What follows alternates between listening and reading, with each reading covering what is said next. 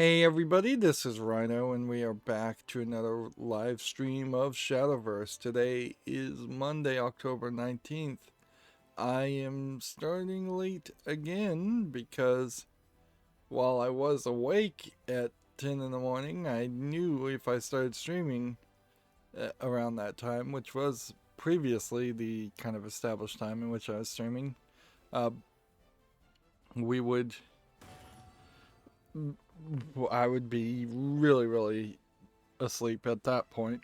Of course, suffering from insomnia, I've been awake maybe an hour so far, and so I could be still drowsy on because I've been awake too long, or I could be drowsy because I've just woken up, or I could just be drowsy in general because the quality of uh, sleep that I've had has been so incredibly poor. This is interesting. I don't remember ending a game like that. Interesting.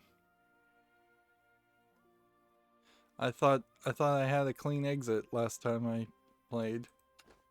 Let's go ahead and replace this. It seems fairly obvious at this point. Like, I should re-roll Runecraft and Dragoncraft more than anything. But yeah, it seems fairly obvious that you practically always have a tournament happening, and for the few times you don't have a tournament going on, um, you've got some other focus or event happening. Doesn't seem like you get too many single player events, but maybe they only do single player events when they're doing a crossover type experience with the Code Geass crossover. That was the last time we saw a single player event. Otherwise, it seems to just toggle between giving you treasure chests for a short time um, and having tournaments. And I think probably that's the wise move, is that you kind of would want to have tournaments always going, because particularly right now, you really can't have like real world tournaments. And for a collectible card game that's digital, I don't know if you could have real world tournaments anyways. Not a lot of them. Um, I don't even know if like Magic the Gathering nationals and things like that are particularly prevalent. Like when you think about like a card game that is originally a card game, and uh, I imagine even if there are nationals or worldwide tournaments for things like Magic the Gathering, it probably doesn't pull anywhere as near viewers as any random esports tournament. But with like Dota, um, for the accountability section today, I have been playing Return of the Obra Dinn. That game, the anniversary, 2-year anniversary of it happened, and it was selling for $10, which Return of the Obra Dinn, now having played the entire game, really not worth $20. Sorry, like I know it's an indie game from the creator of Papers Please, but that's almost like a detriment to him, because Lucas Pope is kind of anal retentive about some things. Um, for instance, the visual style of the Return of the Obra Dinn is is interesting in the first hour or two, and then it's kind of just gets in your way for the rest of the game. It's not actually a helpful style. It only helps the creator, Lucas Pope, hide factors and like make the game more difficult. And Return of the Obra Dinn is about a 10-hour game with a lot of guessing to figure out the fates of 60 different passengers on a pirate ship. But instead of it being a Sherlock Holmes game where you would would have to deduce things and you would be able to deduce things. A lot of it really is just, okay, this is going to be a process of elimination. You're going to find the names of 4 out of the 5 midshipmen, and then once you have that figured out, you're going to, at that point and only at that point, be able to figure out who the 5th person is. I honestly had to brute force at least half, I would say, or approaching half, if not exactly half, of the people that were the as far as what their names were and their fates. And I'd been spoiled on Return of the Obra Dinn since I'd watched other people play it, and there really is no major recovery from that. But also I would say the way you figure out somebody's fate is you see this short stationary 3D model vignette of what happened at the exact point of something's death, whether it was a human or a creature's death. But the game would have been very much benefited by having some other memories you could see, things that could give you more dialogue and more interaction with people, more backstory. Like, the biggest condemnation on the lack of character development and writing in it is that even beating the whole game and getting the secret ending, which you have to get all the other fates right before you can see the secret ending, even at that, where that was supposed to be the big reveal that shows you what happened, I am shown this big reveal, and I still don't know if I'm supposed to think that the captain's a good guy or a bad guy, and I don't know if his motivations were pure or greedy. Honestly, I have to kind of assume that everybody on the Obra Dinn at a very early point got cursed, and their actions, their way of thinking, and their motivations had all been corrupted and changed probably before the beginning of the entire experience, because there's like an early chapter where some cargo just crashes on somebody and a stowaway gets killed by accident, and they don't even care about the stowaway. The uncharted desert awaits. So I almost would assume that there was some kind of curse put on the ship because the stowaway got killed, and that was never revealed. They never show you the stowaway. They just show you that there was a barrel and somebody was in the barrel. I'm not sure anybody on the ship even ever realized that the stowaway was in the barrel. But yeah, that's... I also wouldn't be surprised if it was cursed even before that point. Like, you have the ship, and on the ship you have like several passengers, female passengers, which seems odd for a naval ship, but okay. And then you have a entire Formosan royalty, and there's no real explanation as to why they're on the ship at all. Otherwise, it looks like it is mostly just a basic trading ship that's just moving cargo back and forth. That's as best as I can guess. Yeah, I really just feel like there should have been more story, more backstory, more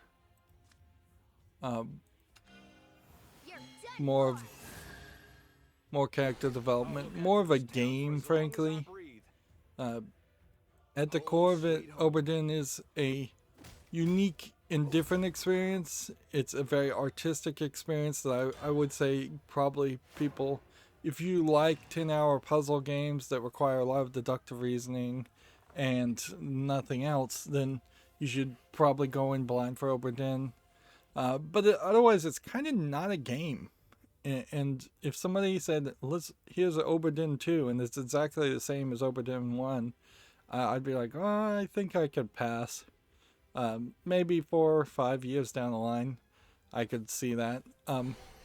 In a weird way, I think if you took a lot of the ideas of Oberdin and just made a murder mystery in a mansion, that would very much like Clue and Cluedo, because really Oberdin is kind of a extended idea around the idea of Clue. There might be something more interesting than there, but if it was set on a pirate on a sailing ship, it's not a pirate ship. In fact, you never see any pirates at all.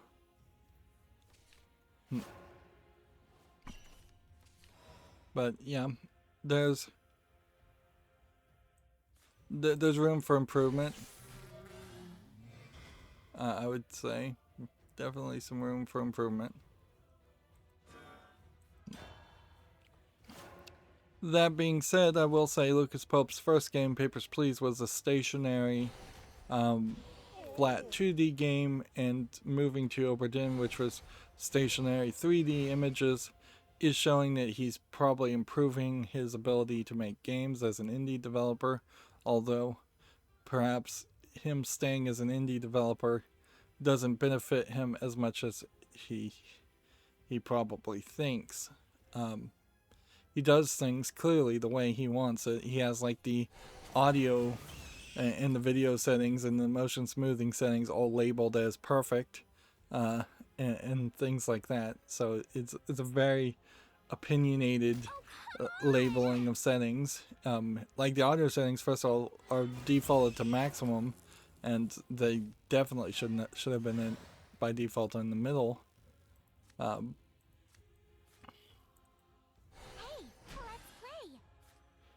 see.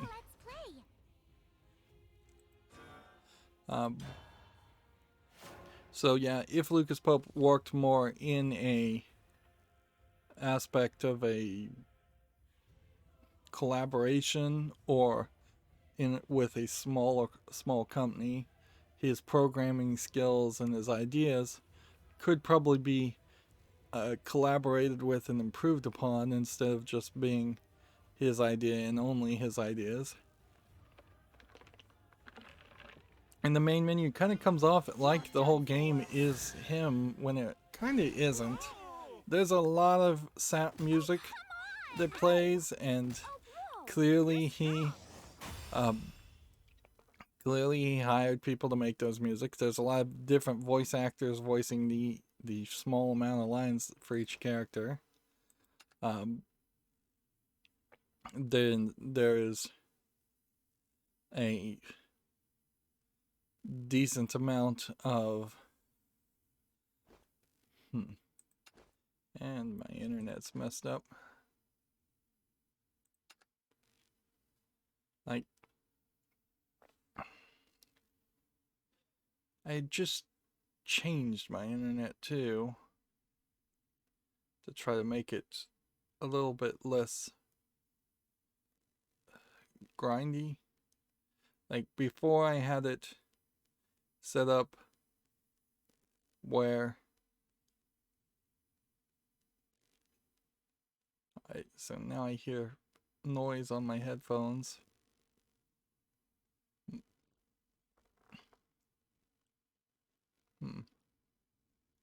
Yeah, I just changed my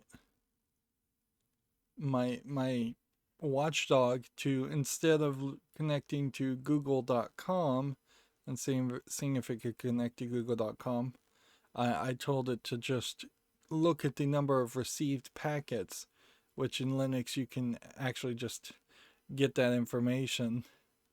And so if the number of received packets, which is always going up, like even if you're doing nothing, you almost certainly got some device on your network that's going to get a packet, or something outside of your network is going to hand you a packet. So that number should always be going up. And I have it now just going in a loop forever, every minute, looking to see if the received packets go up. And then if the received packets don't go up, try again several times. And then if after like 5 tries the number of received packets have not increased, then it will reboot the router, which is maybe what exactly happened there. I know my watchdog just reset my router faster than I could do it, but that was but I don't know if that's why it lost internet in the first place either. Internet in these unprecedented times seems to just love to get bad, like pretty bad. Let's see if I can do something here to make sure I can see all the chat messages, hopefully. Now we're connected back.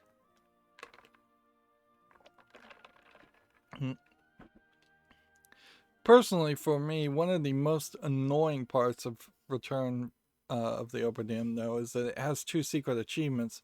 One, both of which I'll just spoil. One is you have to leave the game and end the game without all the answers being answered and get kind of a bad ending. And the other is you have to blame the captain for every single fate and say that the captain basically murdered every single person, which neither of those can be accomplished if you play the game correctly and unlock the final point. You can rewind your save file to get back before the final point, but you can't leave the ship with one of the answers not answered if you've answered all the answers. I don't think, at least.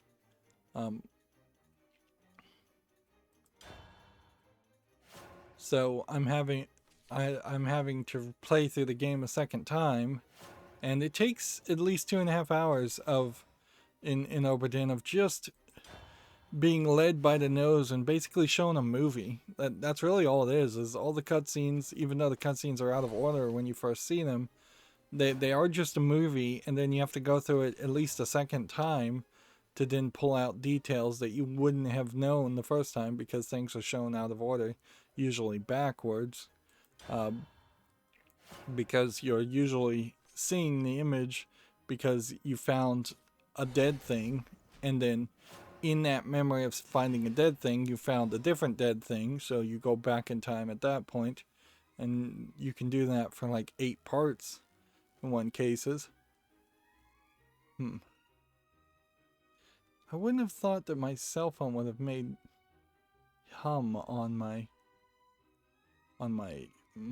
microphone, but I'm fairly certain that is exactly what's happening here. Could be the power cord, it could be the phone itself. Let's see. Well, if I pull the power cord, it's probably not the power cord. Come on, power cord. We'll pull that and we'll see if that changes anything.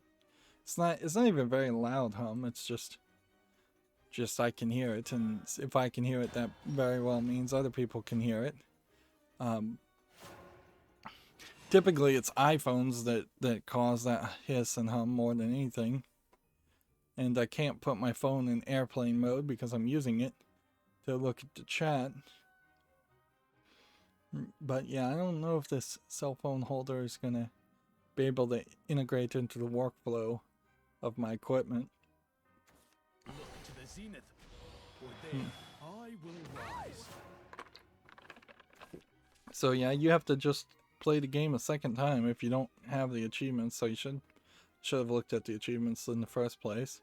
But they were hidden achievements, so they were inherently designed so that you wouldn't look at them.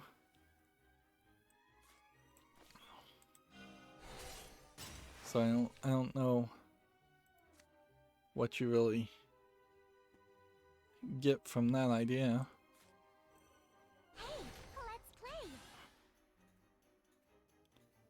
Okay. You're done Guess for. we'll evolve this one So sparkly. and then do that. Though I set, I will rise again.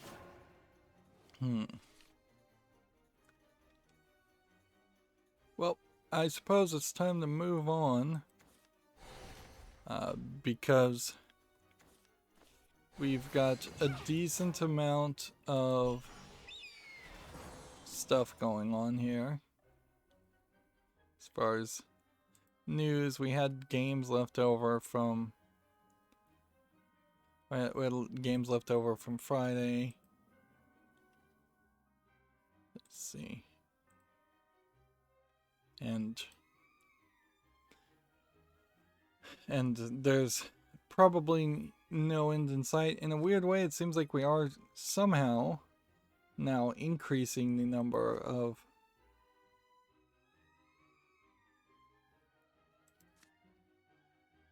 let's see. Don't hurt me. That. And then that. One for pranks. And then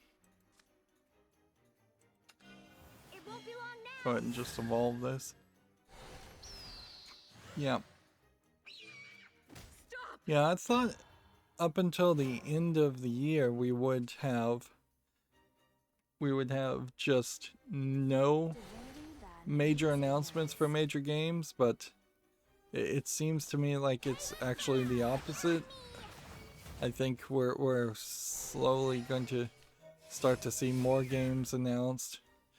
Perhaps this is a level of desperation on the part of people that just need to get their games out before the end of the year. Done for.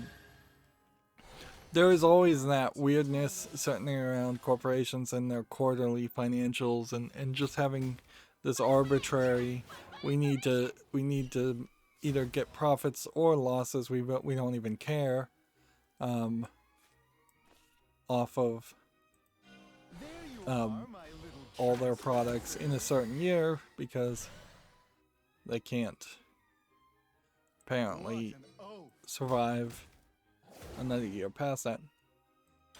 Inherently, what it goes to show is that as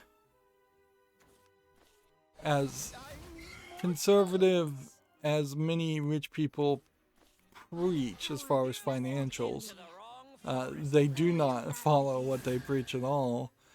Almost no corporation out there, with perhaps the exception of Nintendo, which claims to have 100 years worth of financing. Although, in all fairness, I think Nintendo also very well may just be getting financing from the mob, and in that case, they may be completely, they may be completely lying about all of their financing. Like if you told me Nintendo of Japan was nothing but a front for the mafia, the Yakuza, then I wouldn't be surprised, even to this day. But yeah, most corporations have no money year to year. If they do have extra money, they pay it out to the CEOs. They don't put it in anything like a savings account or a stocks or bonds account.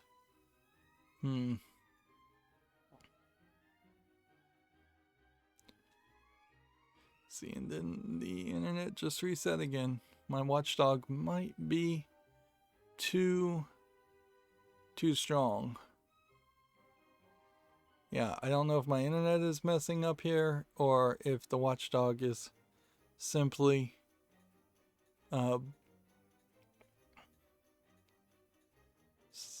just somehow too strong.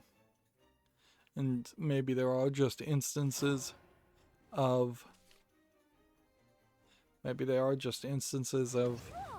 seconds where things are where the number of received packets does not go up. I would highly disbelieve that, but I could certainly adjust that code. just on the fly here. Because there is something I did think about just now that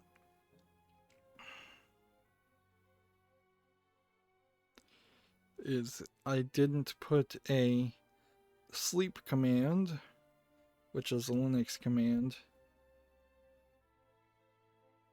I didn't put a sleep command in between the number of tries.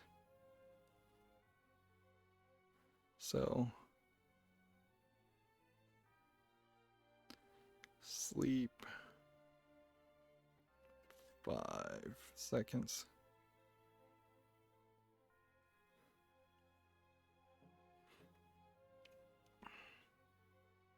Now I don't know if that's gonna work until it reboots again, because the command itself probably won't work until it reboots again, actually.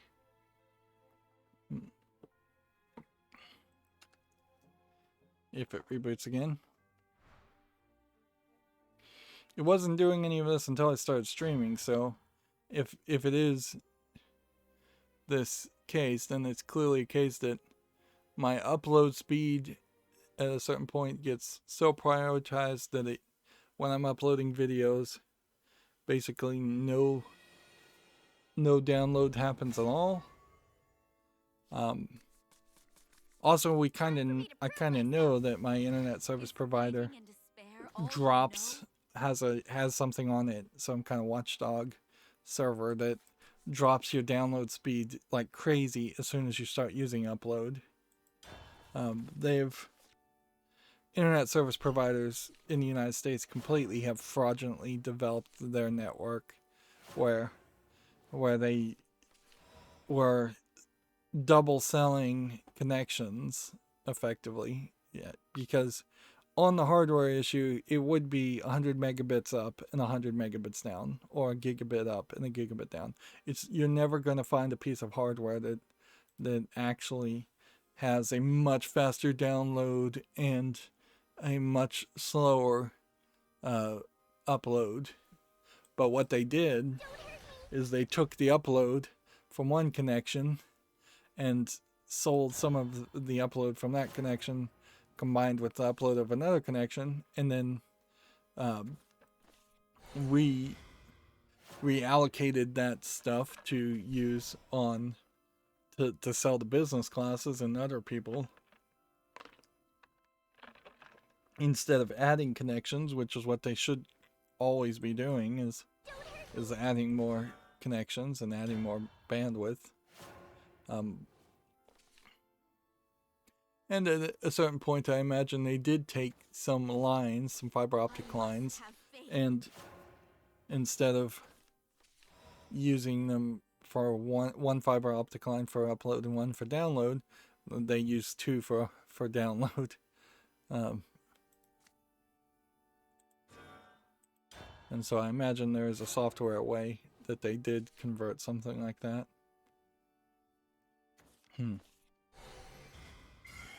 But they should have known what they were doing even then.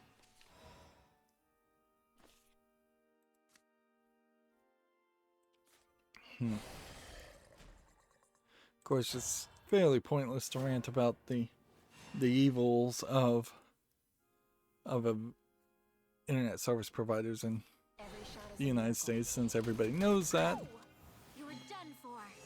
Okay, I think we're good for the internet. So here we have a game called Chesnock.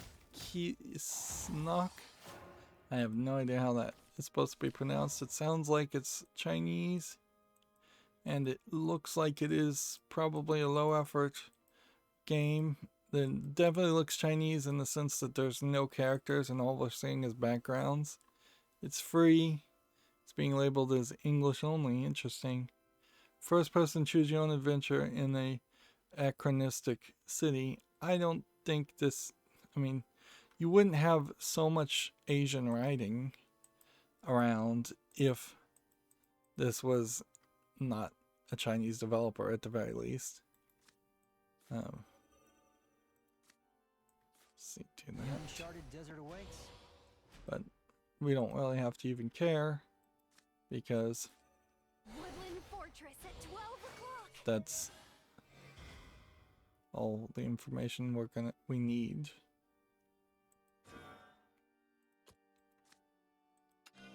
You're done for. I'm ready for more. What do we have here? I've been spotted. That was a pretty bad move. Next we have a game on Steam here called Chessers, which looks like chess. Maybe they're saying it's half chess, half checkers, which I don't think that's a good combination of games. Checkers is for little kids. It's for people that don't understand chess, where chess is overly intellectualized and is for people who frankly want to feel smarter than they probably are. Merging the two just brings the game into some weird mushy middle ground. And in a weird way, you really don't have a good argument that you would want to play either of those games ever. They're both fairly boring experiences. It won't be long now. I'm so sparkly. Yeah. And that concludes today's sermon. Yeah.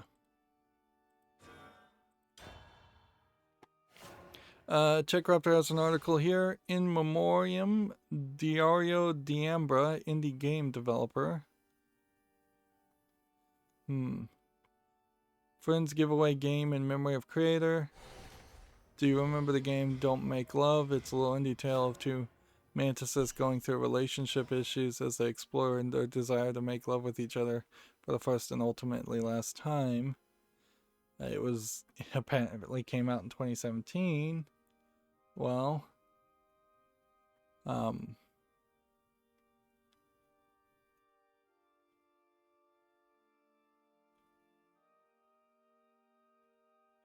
don't recognize any of these games.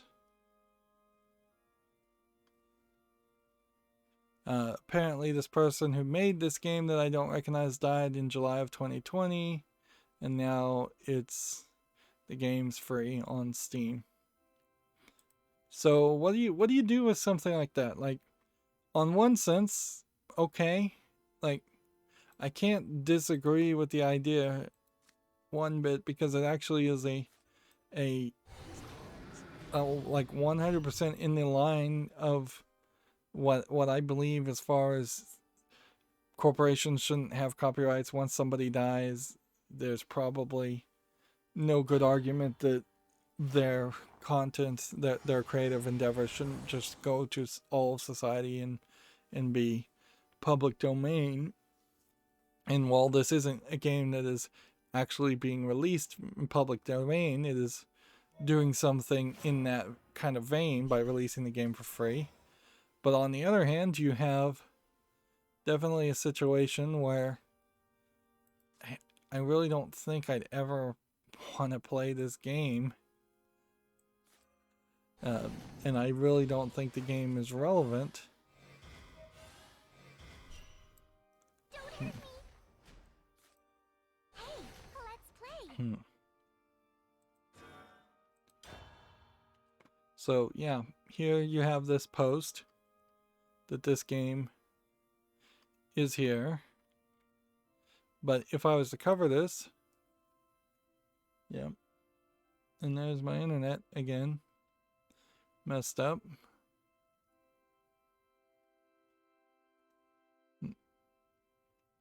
Although in all fairness, this reboot was expected.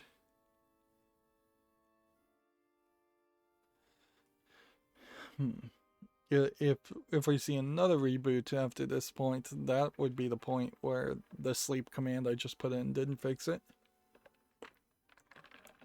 And this is exactly the reason why you don't want to do IT stuff anywhere around the time you're live streaming. Is because of this issue alone. Alright, theoretically it shouldn't reboot anymore. Theoretically, assuming 5 seconds is long enough when uploading to get at least one received packet.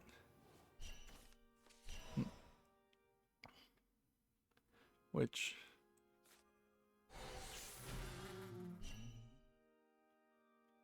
Stay away. we'll see. Stop! So here's the game, Don't Make Love. It's rated mostly positive. Overall, its lifetime, it's very positive. So it's not a bad game. So this isn't just somebody trying to cash out on the idea of someone dying. Although, in all fairness, it is somebody promoting a product. It was on my wish list, so I should just add it. You do have a lot of games like this also that it's very much like a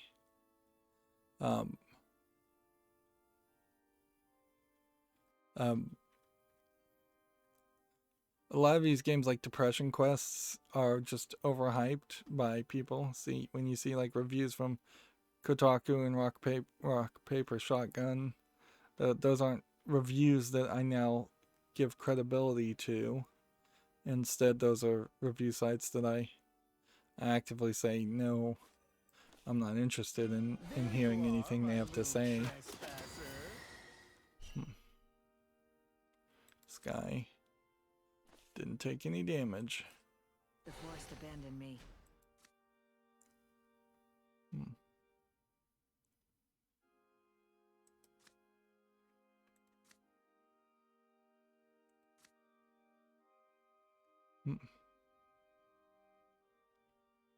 Do damage from effects. What an oath!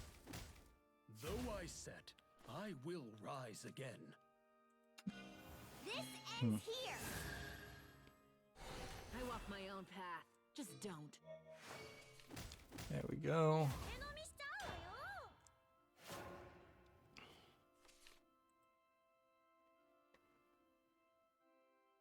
See. Adding flames to the fire. Better than in the cradle. Oh, you're strong. So yeah, honestly, I think about the best thing I can do is just completely forget that this person died, put this game in my wish list and get it for free. Maybe remember to label the game as a game I got for free, but honestly at this point I don't even want to go through that kind of effort and that kind of work to disclose things.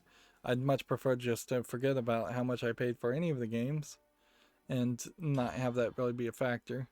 Honestly, money is only a small factor. Like Return of the Obra Dinn at $10 is a much better recommendation than at $20. I would not recommend playing Return of the Obra Dinn for 20. Its full price, asking price of $20, and I didn't buy it at that price. But in a way, price almost fixes itself in the fact that if a game is too expensive, then I won't buy it anyways, and so then it just won't get coverage. Time for me to prove myself. Where my blade dances. But then again, somebody could gift me a game and then they might be willing to pay more for it than I am. I don't know if these Corrosive Thorns actually work. I've never really been in a situation where I've used them. I always try to hold them back and then potentially lose. So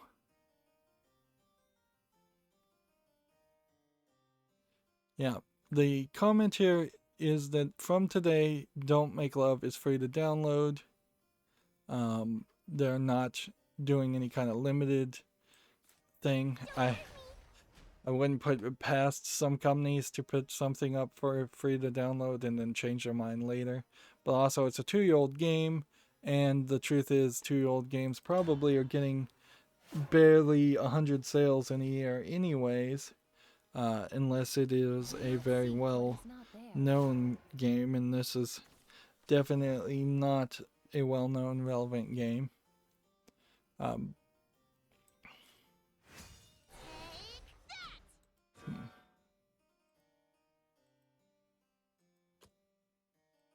away. Hmm. On me.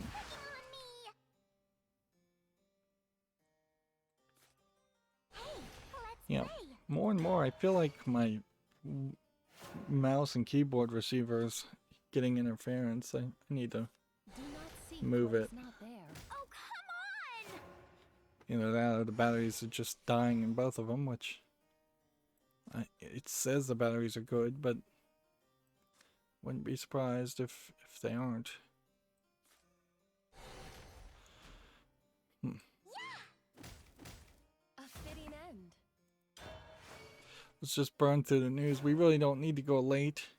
Bungie cease and desist pulls a Destiny 2 cheat tool offline from Game S Sutra. If you're interested in that, wouldn't be surprised if there are some assistive software out there that actually get labeled as cheat tools by the game creators, and that there probably is a fairly consistent always A fitting end. dispute that happens between cheat tool makers and assistive tool makers So sparkly. as far as what their software actually is. Of course, actual cheat tool makers would also claim that their cheats aren't cheats. It would be so easy and obvious to do that. Next, we have a game on Steam called The Unknown Sock, an interactive comedy. This is one more of these full motion video live action games that are just like garbage. This guy, you can see, has made a decent amount of these troll games, these joke games, and been allowed to do it. And I don't know why. This is $1.39.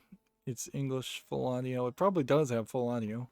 I don't have to really say allegedly when I see full motion video, because it's fairly obvious that in that instance that is the case. I fall. Yeah. There's a story we'll hit later on about Valve, but it does definitely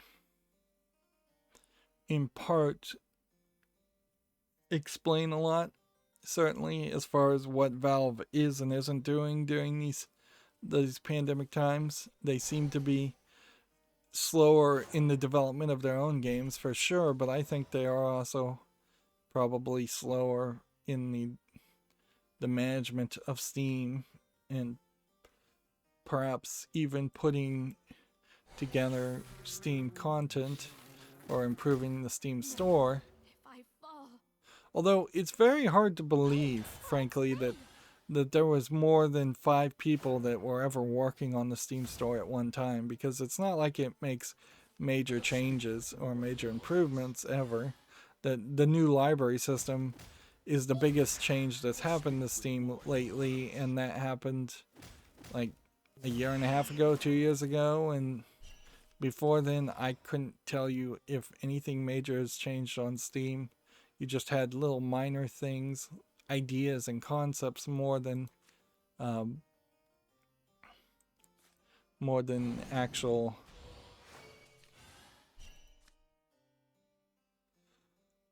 I think I just have to play this. Yeah. Alright, well, that rebooted again. It took longer, but it rebooted again, so my Watchdog software seems to be not as smart as the old Watchdog, which is weird. I guess that's an interesting test, as it were, for do you want to ensure connectivity and go out and ping a site like google.com, or do you want to just make the assumption that something somewhere would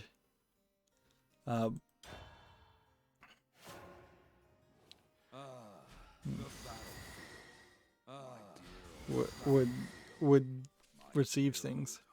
And I think this is very much the case. If you make an assumption, you make an ass out of yourself. So My loyalty is ironclad. Just like I said in my tip-off note. I shall paint over the chaos. Harder armor, stronger armor. Run away! But information! That's enough for me.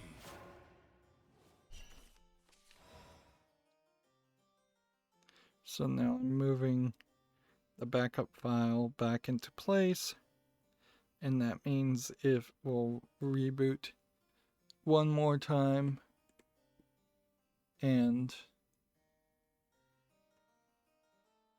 then ideally after that final reboot it will not reboot anymore.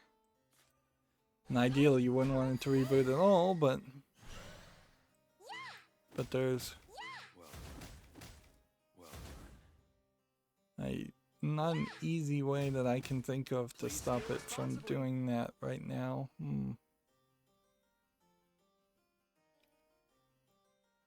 Yeah, I'm not sure how I'd pull that off. Foul forces of darkness, bow before my tempest.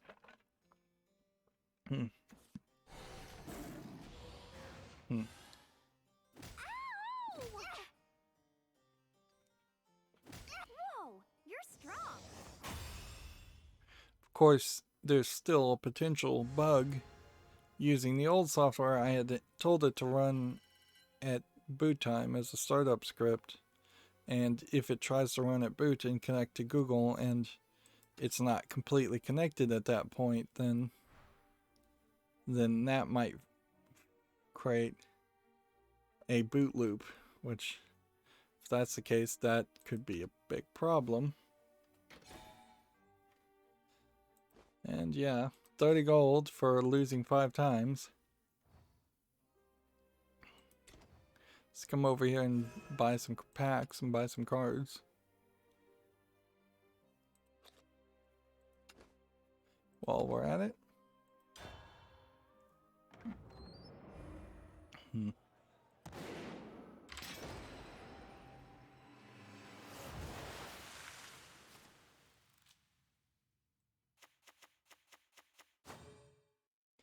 I wish, and I imagine this is true for everybody, that I wish that it was a lot more realistic to get to 400. Clearly this is going to take a long time at this rate to get to 400 here, whereas we've made much more progress with this getting to 400 and being able to do tradables. So yeah, it feels like it might very well be a partially recursive process where if we can get 400 at this point, and that's the level of which we just have all the Fortune Hands card, then we would start to think about trying to get 400 for Worlds Uprooted, and however long it takes us to get to that point determines whether or not it's still relevant to get Ultimate Coliseum or Verdant Conflict. But it is certainly a hassle, and I would have much preferred to have to open only 200 packs. If this was a real world card game and you had to open 200 packs, each pack would probably cost you $2.50 minimum. So you're talking at that point like $500 to get potentially every single card in an expansion, which that is probably in line with what you would have to do with Magic the Gathering, but that certainly isn't right. It's not a good number. That's not a number to aspire to.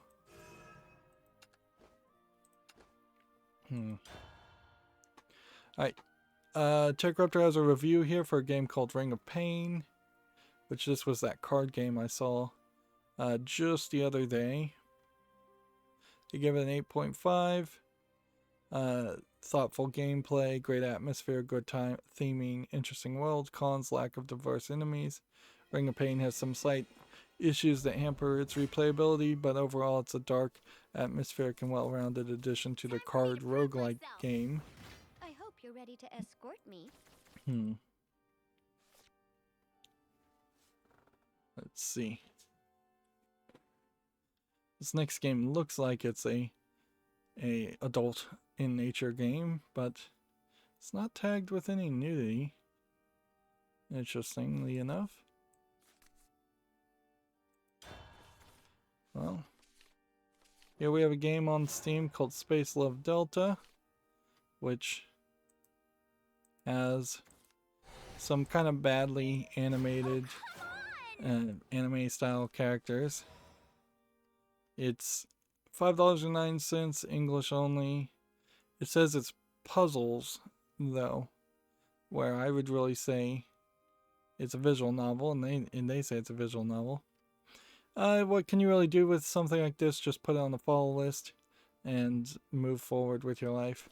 Probably it would never make it to the wish list when you start to compare it to better written visual novels, and I think it's fairly obvious you'd want better written romance visual novels instead of one that is just cheap and kind of poorly animated and probably poorly written.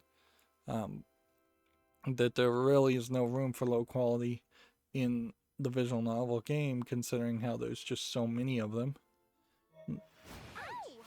I did work on OBS a little bit and install some visual effects to have like a full blur, that I could hit a key when playing a game and go to a full blur.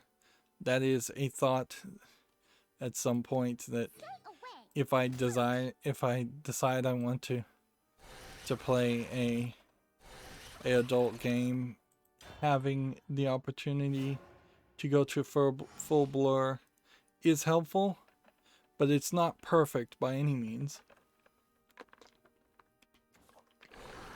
because it requires either for me to hover over the key and know when something that needs to be blurred is going to show up on the screen, Let me weave you a lie. and hit it before it happens, or for the game to tell me that something adult in content is about to happen.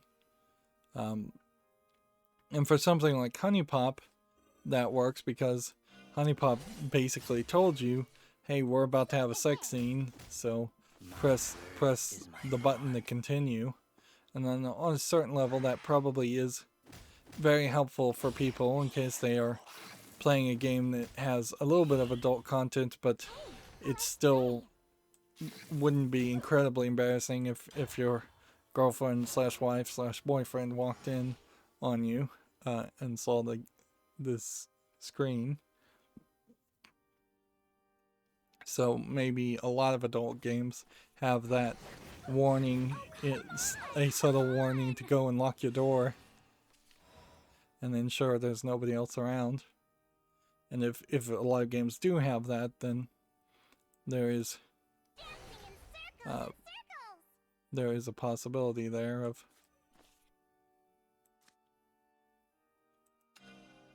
of me playing an adult game. Alright, so at this reboot, this is either where it's going to go to a boot loop and then I'm going to be really screwed, or this is just going to work perfectly fine.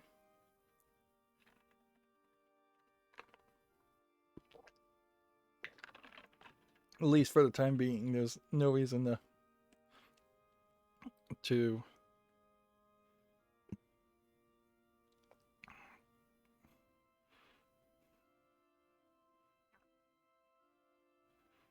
yeah,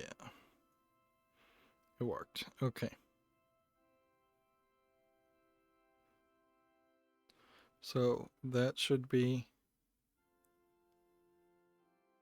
that for the time being, and I'll turn off the boot script that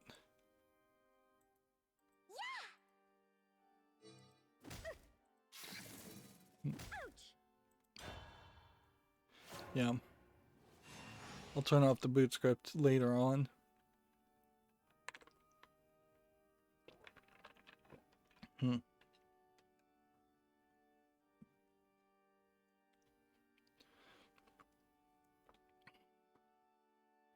You know what it needs, ideally, is that the script should probably do both. It should look to see if content is coming in, and then it should say, well, at that point, if we are not seeing any data coming in, let's go ping Google instead of just pinging Google in the first place. Love for the sake of the world.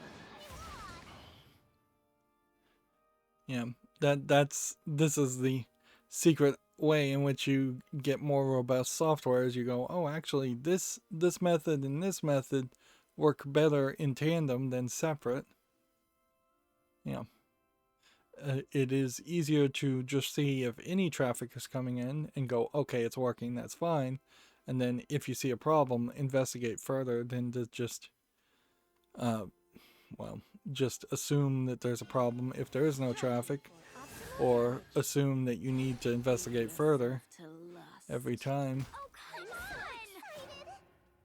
Of course, that is also a great example of something that you just might not think of while developing a game, or you may just be not in that mindset. Not one for pranks. How dare you? All How right. dare you? You're done for. Maple leap for me. This, and then this, and then this, Let us mingle again. that, and that. Then the turn. Moving on, we have a TechRaptor article. Ocarina of Time online Halloween event debuts costumes and events. Ocarina of Time online. What is that?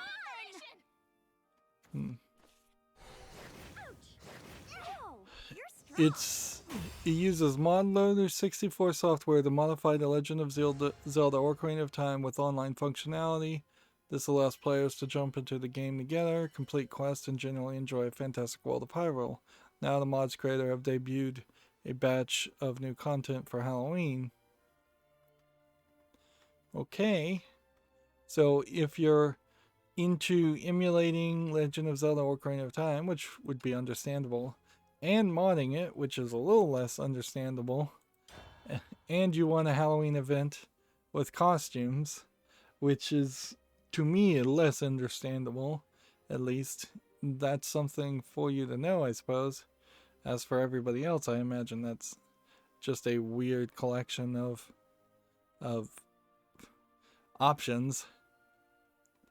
Next, we have a game on Steam here called Mahjong Medieval Fantasy, which seems to replace the numbers and letters on Mahjong tiles with either pre-purchased or stolen anime character figurines. And we haven't seen this before, This one's for my family. certainly.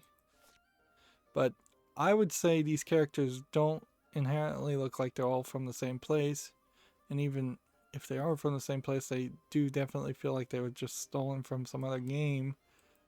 This is not a smart move, and calling this medieval fantasy is very hard to agree with, because, yeah, I guess some of these characters look like they might be from medieval fantasy worlds, but I'm not sure, really. 79 cents, English only, is being compared to Clash of Heroes and Honey Pop, which is a weird combination, certainly, of games to put in the same breath.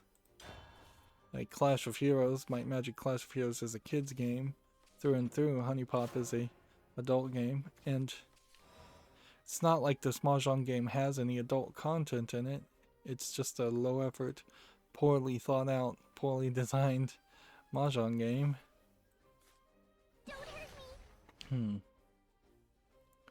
Next, we have the game Kine, Kine, which I feel like we saw a different game that was a lot like this, where you have this kind of like shifting robot that is trying to get from point A to point B. And so It's half puzzle, half awkward co-op simulator. I feel like there was a version of this in which there were 2 robots connected together. This is $9.89 with a bunch of languages, allegedly all in full audio, which probably means that the person doesn't actually speak. I'm going to put that on the follow list. I think we'll probably find that reviews well enough to put it on the wish list. But we have to wait and see. Tech Raptor has an article here. Ghostbusters comes to Rocket League in the Haunted Hallows event, which at this point, with its transition to the Epic Games Store,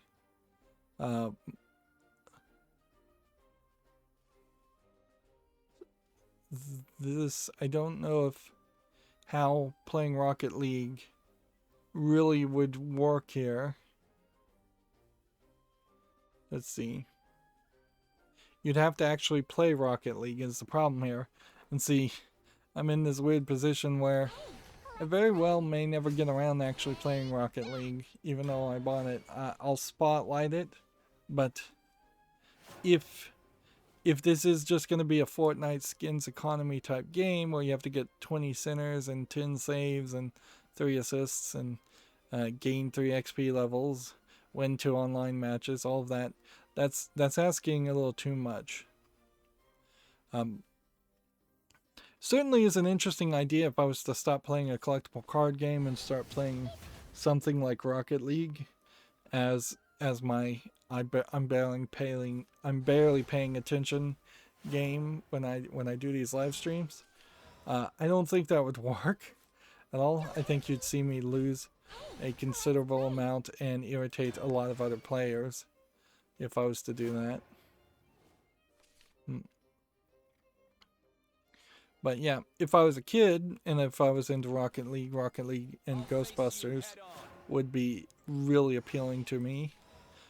Particularly if Ghostbusters meant the same thing to me now that it meant to me back in the day when Ghostbusters cartoon was a thing that existed. And Ghostbuster toys were things that existed. I had quite a few Ghostbuster toys.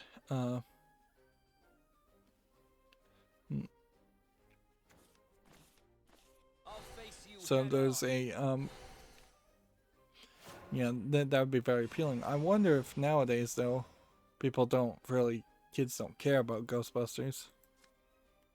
There's not anything that's exactly like it, but there is enough things, I think.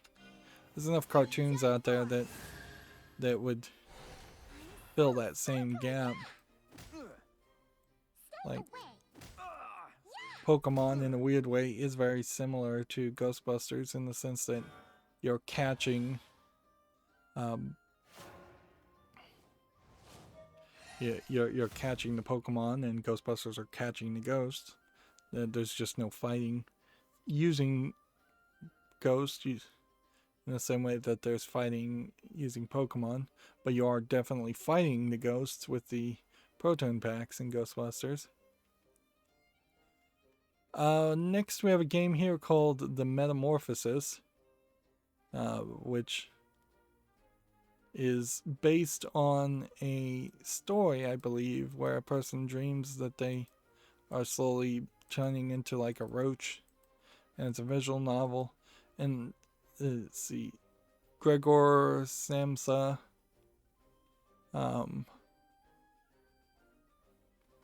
so it's a weird thought, but it's a thought that deserves to put it on the follow list.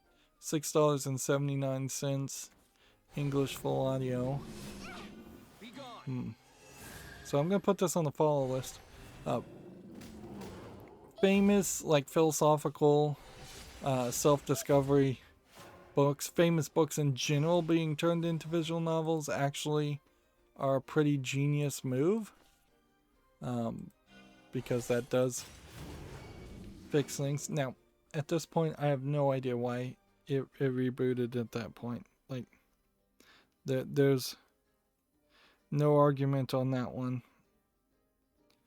The watchdog should not have triggered if Google could be reached.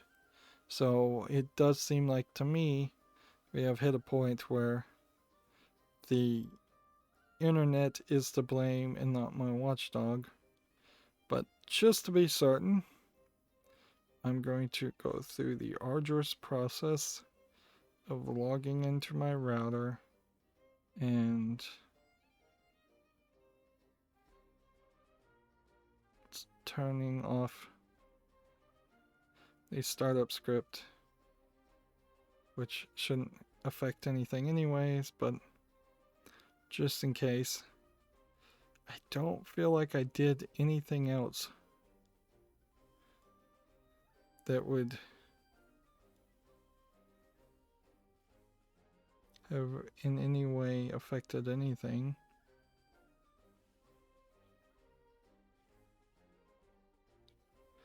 Actually, apparently that was never working in the first place, because I never even typed it in right. I put a space after the file extension.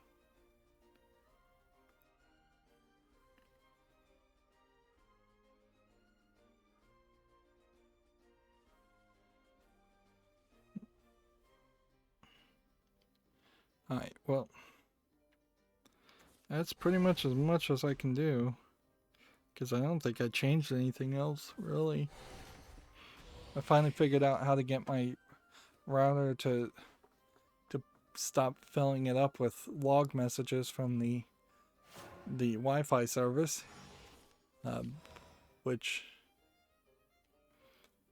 was more complicated than it should have been, because there were default settings that weren't being shown on the main web interface, and if you tried to put in commands that repeated those default settings, it caused an error, because then that was two of the exact same thing. And so to do it, I was not able to disable the log completely. I was only able to tell it instead to only give me the most important messages and change the log level, as it were. That's what it's called, that it puts into the logs. And that setting was not by default set, so I could set that value, but I couldn't set the other value. And the other value, the on-off value, was set at -1, which I assume just means automatic, which means it's on or off depending on some other values.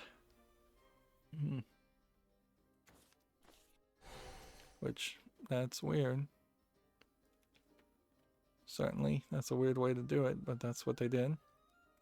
Here we have a game on Steam called Stacker Puzzle, which seems to be just some kind of like Tetris-like game, low-effort game for 79 cents English only. Nothing here interesting.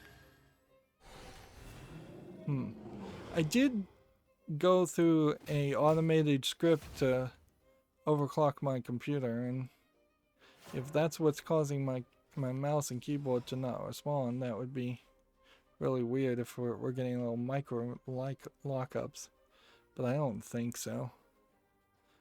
This does not feel like the game itself is, or the computer itself is locking up. It feels like my mouse and keyboard are just dying.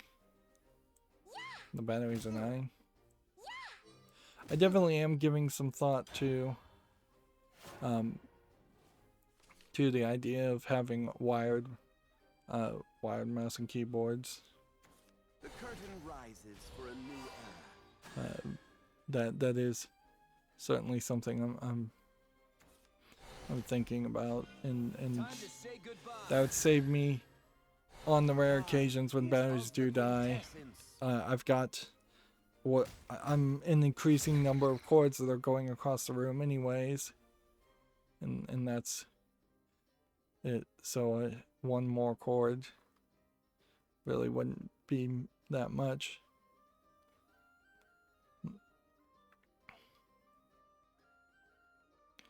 Next, we have a game on Steam called Dangerous Lands 2 Evil Ascension, which clearly is a low polygon asset flip game. Early access, $1.79. So I think I'll just talk about it now. I watched a YouTuber news report, the Valve News Network guy, talk about how Gabe Newell is apparently he's been in New Zealand trying to avoid the pandemic this whole time, which I guess people weren't 100% aware of that. I didn't know that, certainly. And as such, this isn't my internet at this point. This is just them being slow. And he seems to have kind of grown to love it. In a lot of ways, Gabe Newell's old enough that he should just retire. Also, he's not really been in charge of Valve for a very long time, so he is just kind of the figurehead. So then it becomes very questionable, certainly. He obviously has some influence because he's talking about potentially opening another office and possibly moving all of Valve to New Zealand. Which... maybe that would work for a lot of legal things. I bet not too much in the legality of things would change if Valve went to New Zealand. I've never heard of any stories of like New Zealand being like anti-free speech or particularly having any kind of like draconian laws or rules or regulations. That would definitely be your fears if Valve was going to move outside of the United States. Is this going to be looked as a tax dodge? Maybe it very well is a tax dodge. Is this going to be looked as a way where Valve can continue to do shady things, which some of the things they do is kind of shady, but not a lot. They certainly allow a lot of shady things to happen. Or, I mean, this might be the very opposite of that. This might, if Valve went to New Zealand, maybe it would open the floodgates and we'd see a lot more of the Japanese adult games with the very moe, young-looking characters flood the market. And maybe Valve truly does believe that by being set in Redmond, Washington, they're required to follow slightly draconian local laws of Redmond, Washington, where at some point they had interpreted that and then they kind of gave up on that interpretation.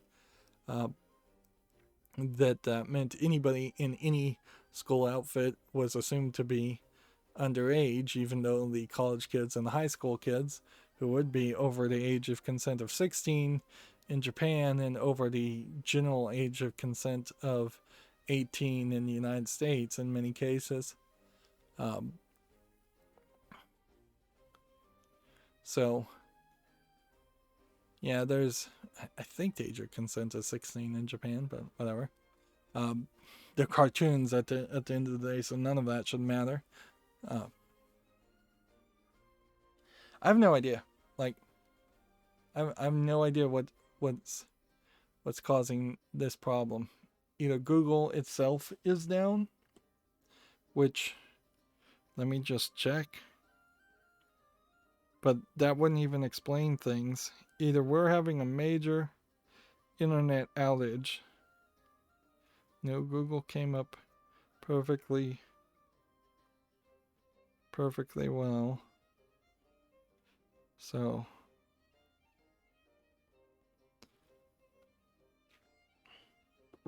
This is grave. so yeah, I don't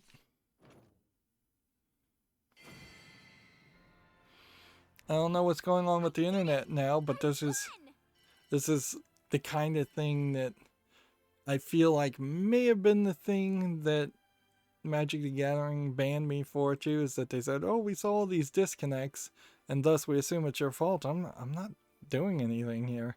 I want the internet to work. I want to play a game. This is not good content at all. to be live streaming and showing just disconnect after disconnect after disconnect. Although that might get me the daily victories, and it's nice to get the daily victories. There's more important things than getting a few bits of gold here and there. Time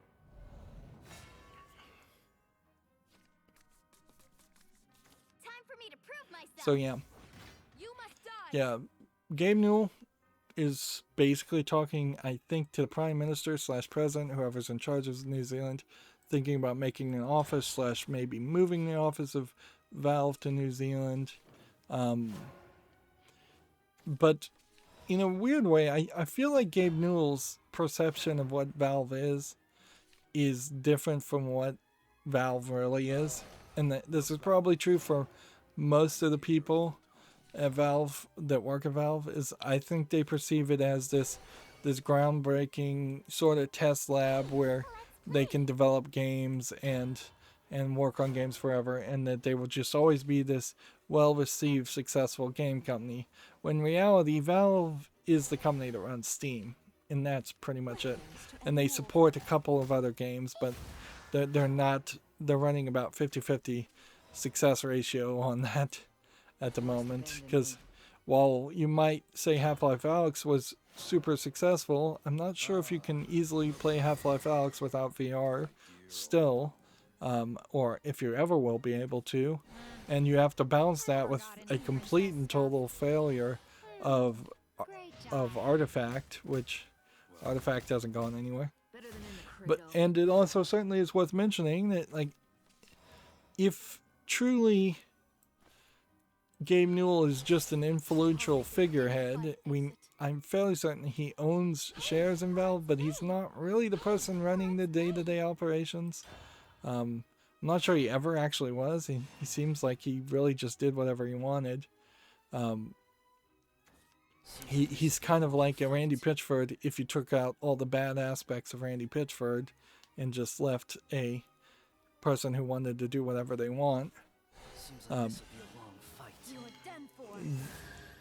But yeah, if Gabe Newell's not really in charge of running the business, he can have conversations with the Prime Minister / President of New Zealand all day and all night. That doesn't, I think, inherently guarantee that they would make a new office.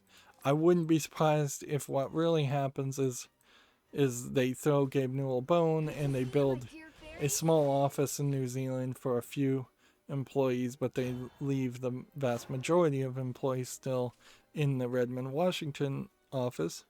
Or it would just be probably a very slow transition.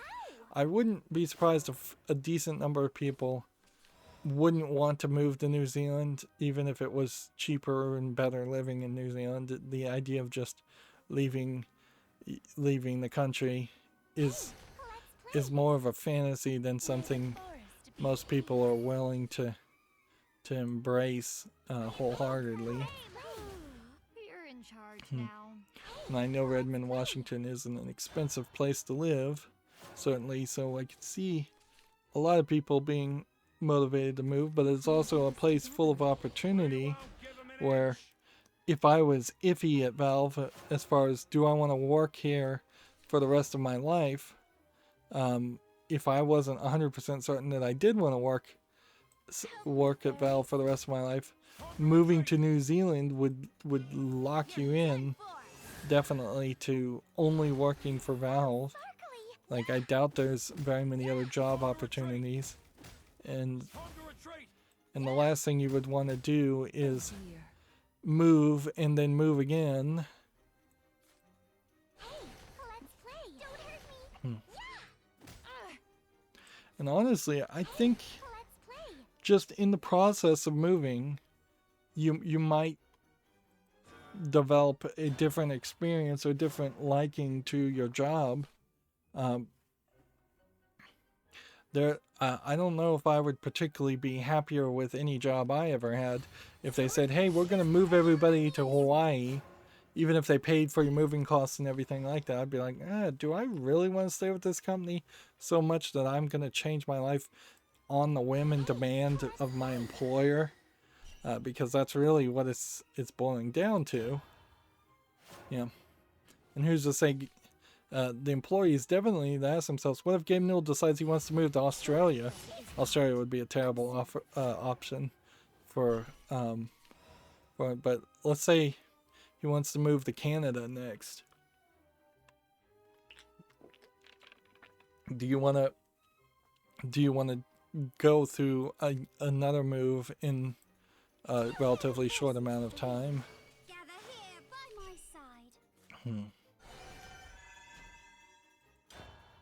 side.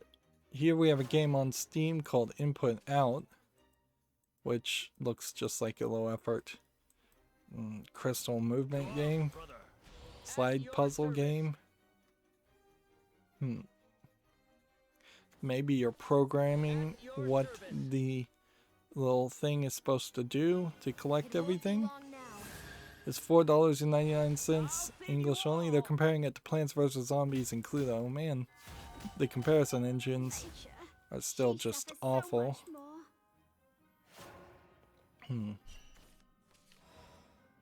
Alright.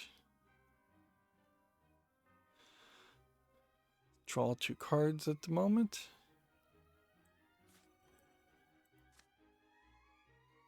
One, 2, 3, 4, 5. And then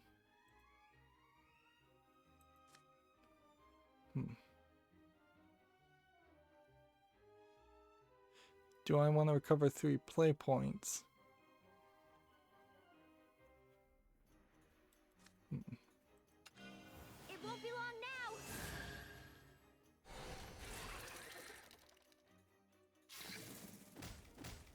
So this. Yeah, I don't think it benefits me to recover 3 play points. I'm proud of how much you've We grown. won't give him an inch. It all ends here. Just try to break me.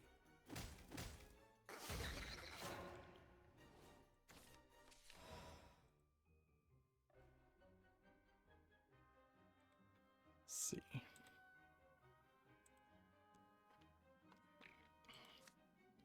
Now. Destroy an enemy. Time to retreat. And then play this. Breeze will guide you. Then 1, 2, 3, 4. Time to retreat. Which fighter can go the distance? In the turn.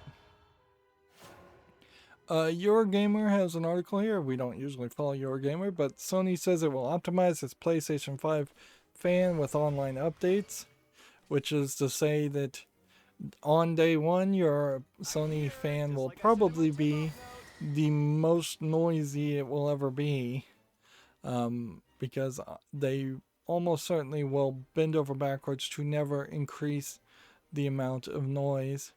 It also implies that your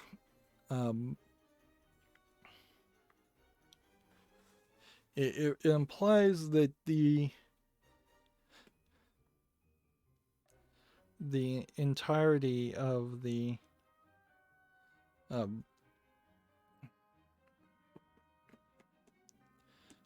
of your PlayStation 5 will overheat probably the least at the beginning, and then they'll try to dial it back a little bit, and then if they start to see like automatic reports, which you now know that the PlayStation 5 will be calling home constantly with that information,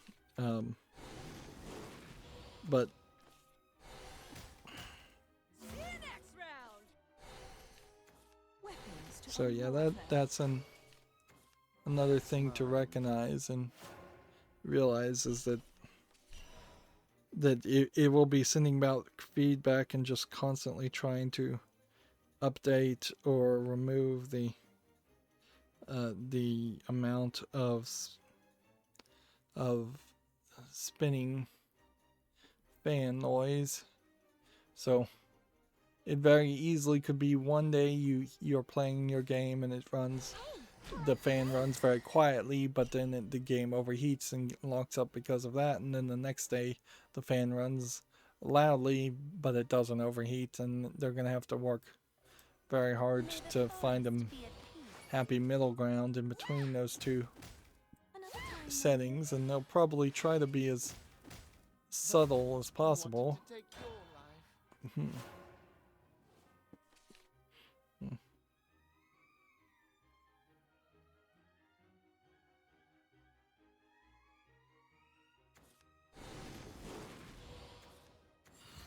Swordplay is art. Observe.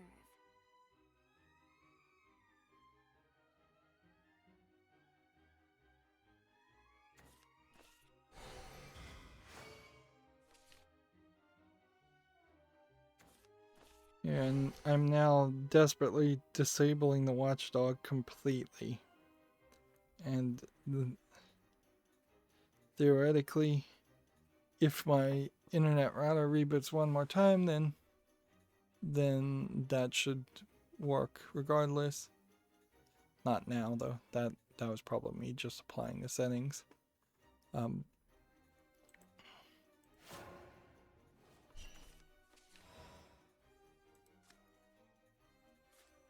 Let's go. Let's do To this. the ends of the earth. And then 1, Let's 2, play. Let's play. 3, Take that. and 4. Let's play.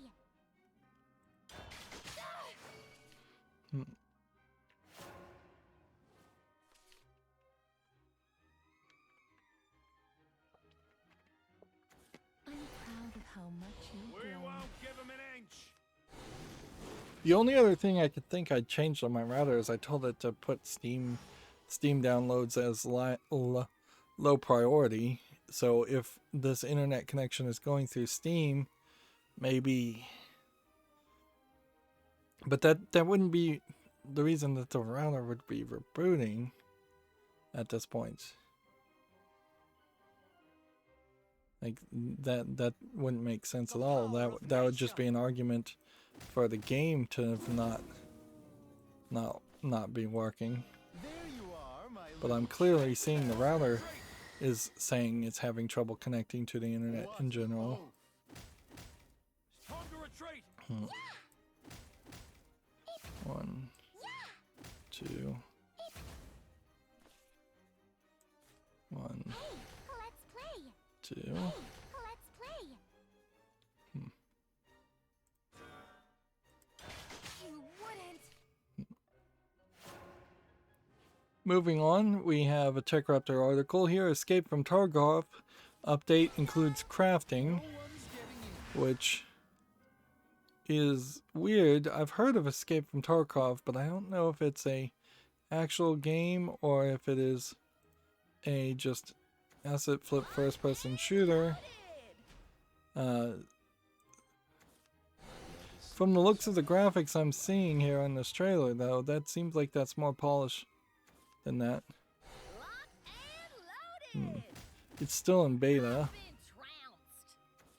though, so there's I need more cuddles. There's also an opportunity that Escape in Tarkov it will just never come out of beta and never do anything interesting. Spirit, everything decays. It's time to retreat. Right. So here's the same article I had heard. Gabe Newell is considering moving Valve to New Zealand. It comes down to a question. This is like a different Valve head than what I've seen before. Valve News Network talked about this. Yeah. Oh dear. They are in this interview. They also kind of said the word a new Half-Life game. They're actually willing to say that we might actually work on a new Half-Life game at some point, a non-VR Half-Life 3 type game. They're not anywhere close to announcing anything like that, but the fact that they're willing to say the words is a change from what we have seen in the past.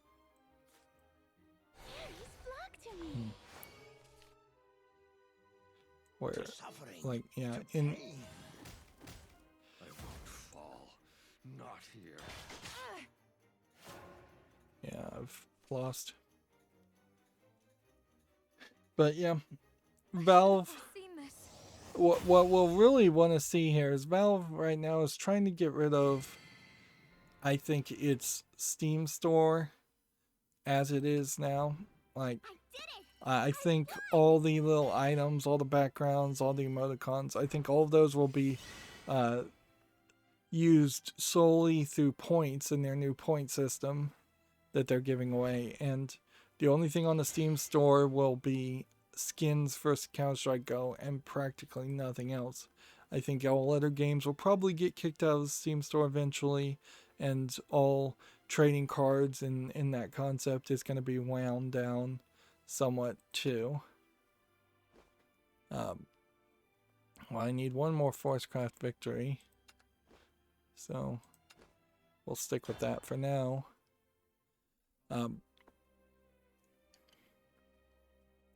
But yeah, what we'll want to see is if my guess is right, if that's the direction we go with the Steam sales this year, assuming we are going to have an October Steam sale instead of just a board game festival, which happened and is over.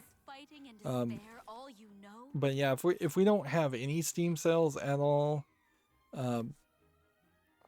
for the entirety of October, November, and December, and they're just not doing anything, that would be a bit of a red flag to say that they really were doing poorly, so poorly that they couldn't even just have a basic sale.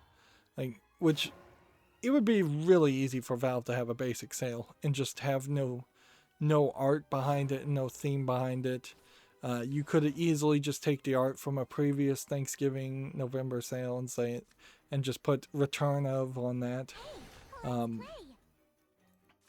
Or you could certainly try to get some brownie points by saying we've chosen not to have a sale this year because everybody is struggling financially. But they probably should have come out and said that if that was going to happen. And frankly, most of the companies that sell games on Steam probably would not be on board with that idea of them not having a sale. It's got too much momentum that it's something they would want to see happen regardless. So yeah, if we see no Steam sales all the way to 2021, that's a big red flag. If we see a continuation of a de-emphasis on the previously existing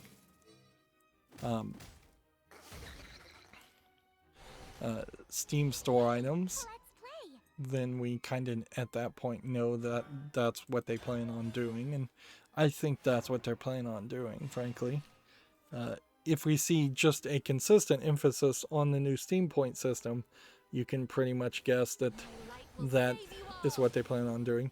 And that's why I put every single item I had, every little background and emoticon and stickers, things like that. Anything that could be sold on the Steam store, I put on the Steam store for dirt price, and I tried to sell most of it, and I have sold most of it.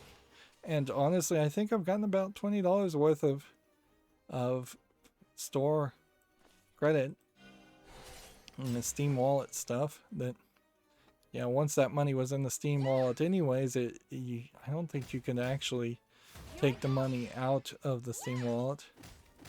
So it honestly Hmm. This guy's getting beefed up a lot.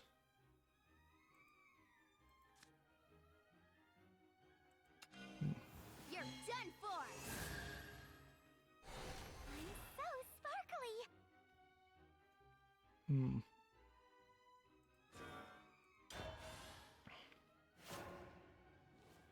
I didn't do that right. I should have evolved that and then attacked.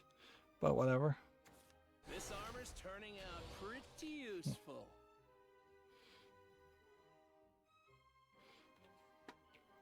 Moving on, OpenCritic has a review here for Amnesia Rebirth. Their critics recommend it 84% of the time. The top critical review gives it 79 on average. Okay. I didn't know that there was another Amnesia game coming out, but they do seem to come out fairly consistently, so no big surprise there. Ow!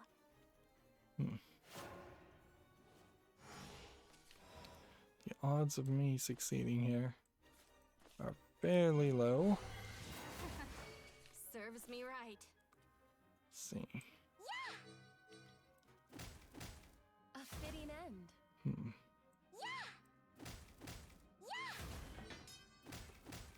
What was I? Oops. It won't be long now. I keep evolving after the fact. So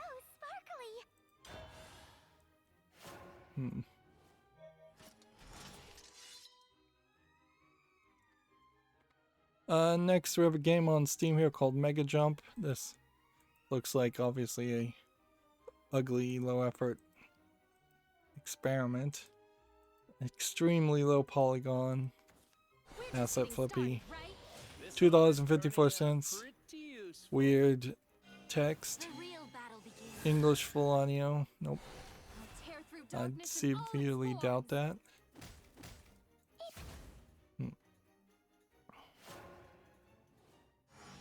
Okay. What can we do?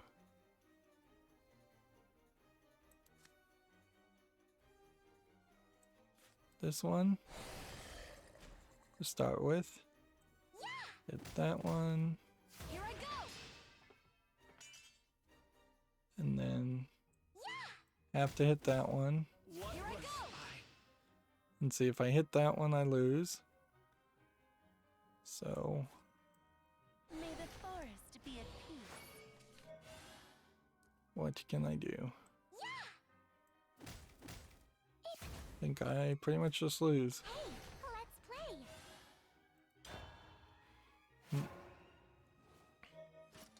Techruptor has a review here, actually for Amnesia Rebirth. Let's see. You're strong.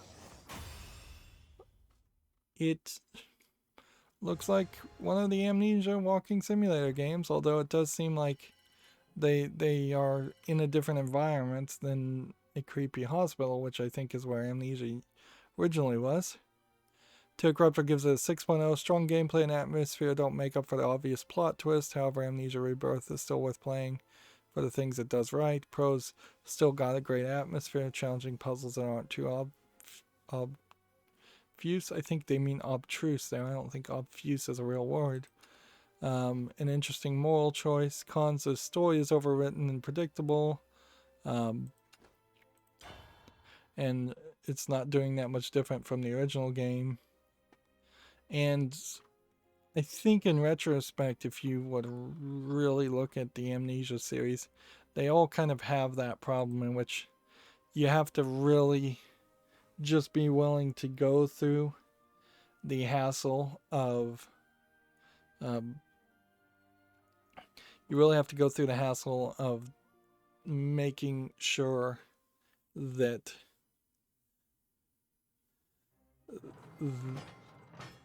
what am I trying to say? Yep.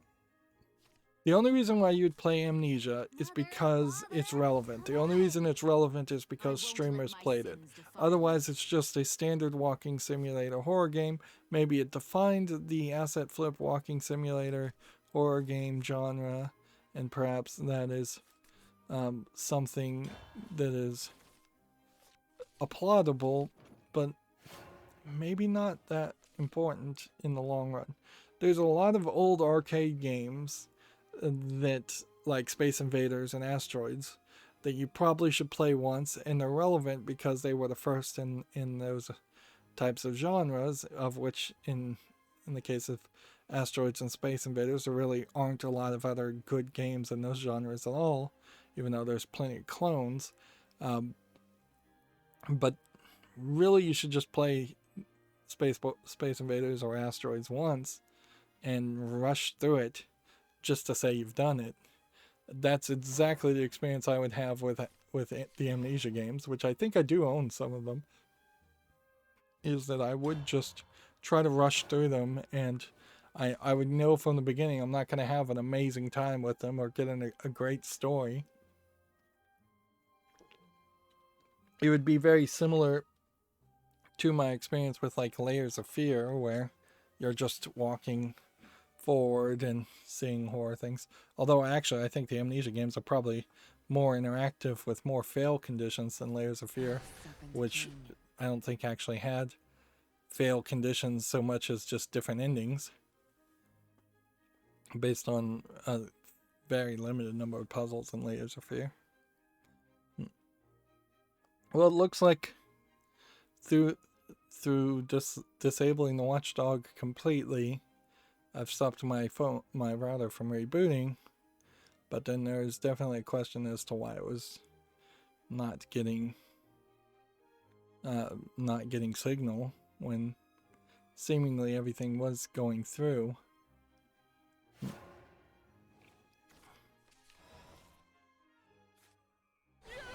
Is that a human? That was a bad mistake to play. I wanted to mention this. Gamasutra has this blog for shaders for beginners with examples in OpenGL and Defold. So if you're interested in programming and animating, shaders certainly would be part of that. So reading a blog like this might be an interesting starter down the path of realizing, hey, this is something that I need to know. Although the problem here is it really comes down to you would have to either already have had some classical education, or you're jumping ahead, as it were, and need to not read a random blog to get randomly interested in something, but instead take a full class that would be like 2D and 3D animating for either video games or just digital animating in general, for because shaders is probably somewhere around chapter 6 or 7 in a book as far as animating, and if you don't know the other thing, it's really hard to potentially make the argument that you're going to succeed particularly well by randomly jumping around to what just catches your attention. You have to kind of learn some stuff linearly. It would be like the equivalent of programming, where if you were trying to learn functions but you hadn't been taught what variables were, and that's a terrible comparison, certainly. I should make it, it'd be like if you were trying to learn how to do square roots but you hadn't been taught what multiplication is or division is. You can't really jump around those concepts. You need to fully have a grasp around multiplication and division before you start doing square roots. But yeah, this blog does look like if something that could certainly help you. I wouldn't be surprised if there isn't a decent amount of games out there that don't use shaders at all, and people don't even recognize that,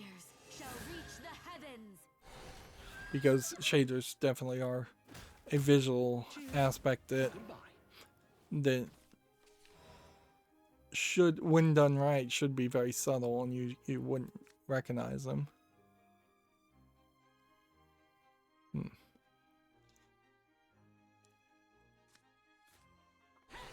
What do you think you're doing? Want to play?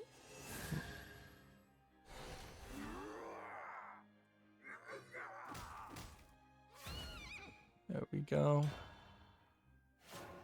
Moving on, Gamma Sutra has an article here. A pixel art 2D action shooting game hybrid called Grand Exile is coming to Switch and PC.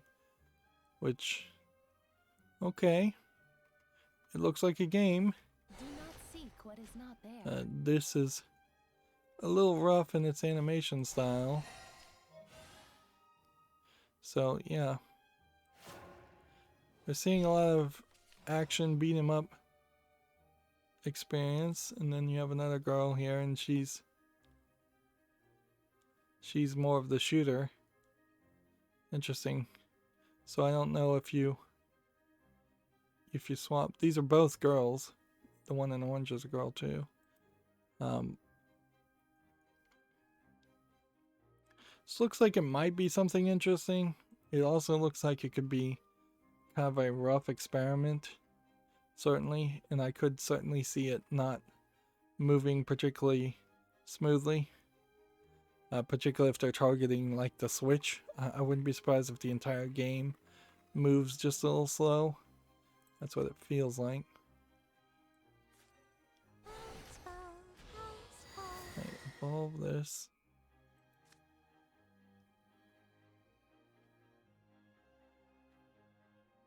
A Do fitting this. You youngsters!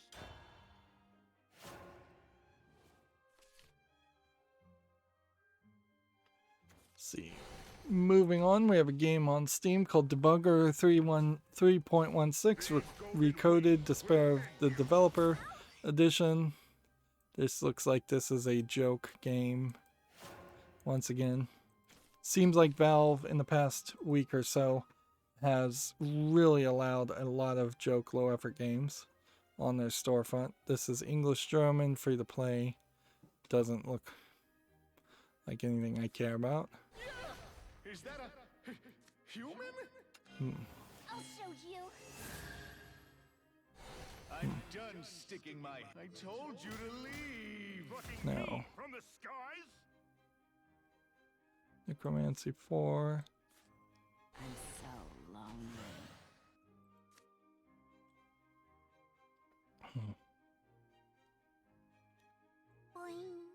This. This. Youngsters! All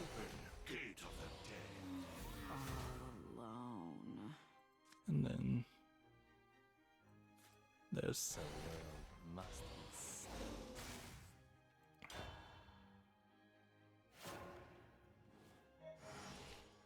Looks like we might win here. Next we have a game on Steam called Wark and Wimble, which looks like it's a slightly polished box pushing game. It has the zoom at a relatively good position, which often we don't see that. It does kind of look like a cell phone game being ported with a reset and a back button. It's $5.99, bunch of languages, saying it has full audio. I think there might be a game here though, so I'm going to put this on the follow list and see if people like it. Now, at a certain level there is a question there. Let's see. Okay. Evolve. Necromancy 4. Why did Necromancy 4 not activate? Oh, at the start of my next turn. Glory be to death. My hands are tied.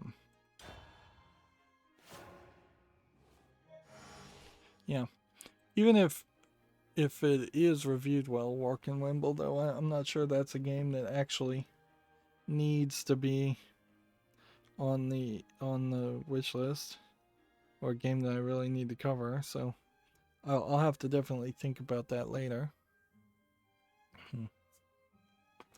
Gamatsu has an article here. Atelier Ryza Lost Legends and the Secret Fairy physical edition has been canceled for Japan for the PS5. It is available as a free upgrade from the PlayStation 4 version. Now, is this because of the pandemic, or is this because Koei Tecmo are souring their relationship with Sony? Various reasons were cited for the cancellation, but various reasons meaning they said for various reasons we are canceling this, and nothing more. I wouldn't be surprised if physical goods are having a hard time being developed in Japan or around the world and then imported to Japan. I wouldn't be surprised if perhaps this would be a great thing, actually, is if the Japanese people stopped buying ridiculously overpriced collectibles and physical versions and deluxe versions of things. It would be nice also if people in the West stopped buying those too.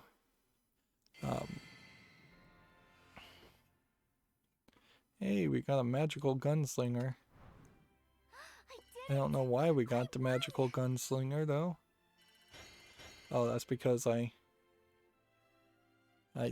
got to level 18 on the battle pass, isn't it?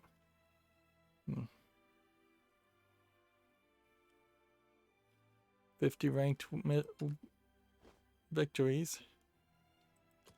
And that leaves me with just Runecraft and Dragoncraft. And I've been having major trouble getting Runecraft and Dragoncraft victories, although with all these disconnects, which it's not me anymore. Like, if we see any more network trouble, it's not my router resetting. My watchdog was supposed to reset the router because it assumed that the internet trouble was happening inside my network, inside my house. Clearly, if we see any network trouble at this point, it is outside my house and my ISP, or the internet in general. Don't underestimate me. My song will slay you. Moving on, Gematsu has an article. Corpse Party Blood covered Repeated Fear is coming to Switch in 2020 in Japan. This is an enhanced port of the 3DS title. Corpse Party is a visual novel horror game, if I recall correctly. It's actually fairly well received. But I also confuse it with the When They Cry series, Higurashi When They Cry visual novel series. I think Corpse Party is probably more horrific and gory, where Higurashi When They Cry is more of a psychological horror game. I think. I could be totally wrong about all of that, though. That's why I want to really play some of these games, is just so I actually know what I'm talking about. For games I haven't covered. Yep. But I mean, that's just normal too. You get an impression based on whatever first impression you get from a game when you first see it listed or advertised, and that is your impression of any product until you actually experience the product or experience the story of the game. Next, we have a game on Steam here called Stranded 2, which looks like it is a mostly text-based game. It looks pretty ugly and low effort. Seems like you're kind of all over the place on the visuals too, because this is a fairly nice forest, and then you go to screenshots and you have here something that looks incredibly old school animated, just terrible. This is $3.19 English only. Let's see.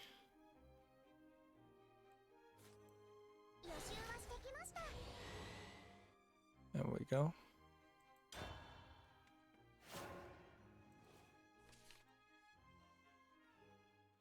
Open Critic has an article here. Details for Pokemon Sword and Shield Dynamax adventures have been released. Someone posted on Reddit just talking about how bland Sword and Shield is as a Pokemon game. And I guess I have to kind of agree with that. There's hardly been major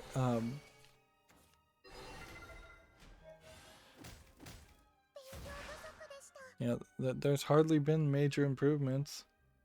Oh, I think I missed that free game that was only going to be available. Golden Axed. Yeah, the one that was only going to be available that one day.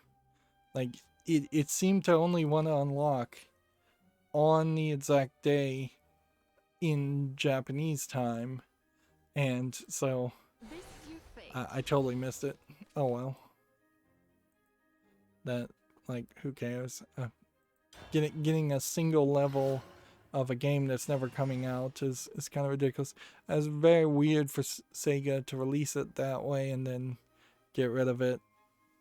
But that does feel like a very Japanese thing to do also. It's just to pretend like you're releasing it and fulfill some kind of contractual obligation to release it, possibly, but then release it only for one day and then bury it.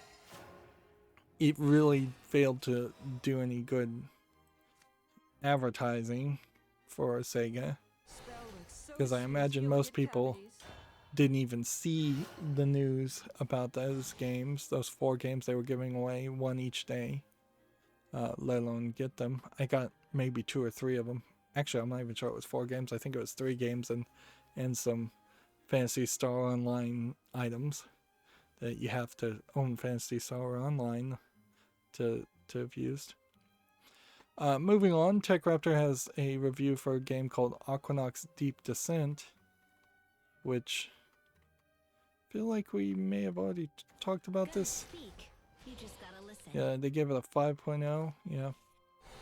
I didn't really clean up my lists, and that was the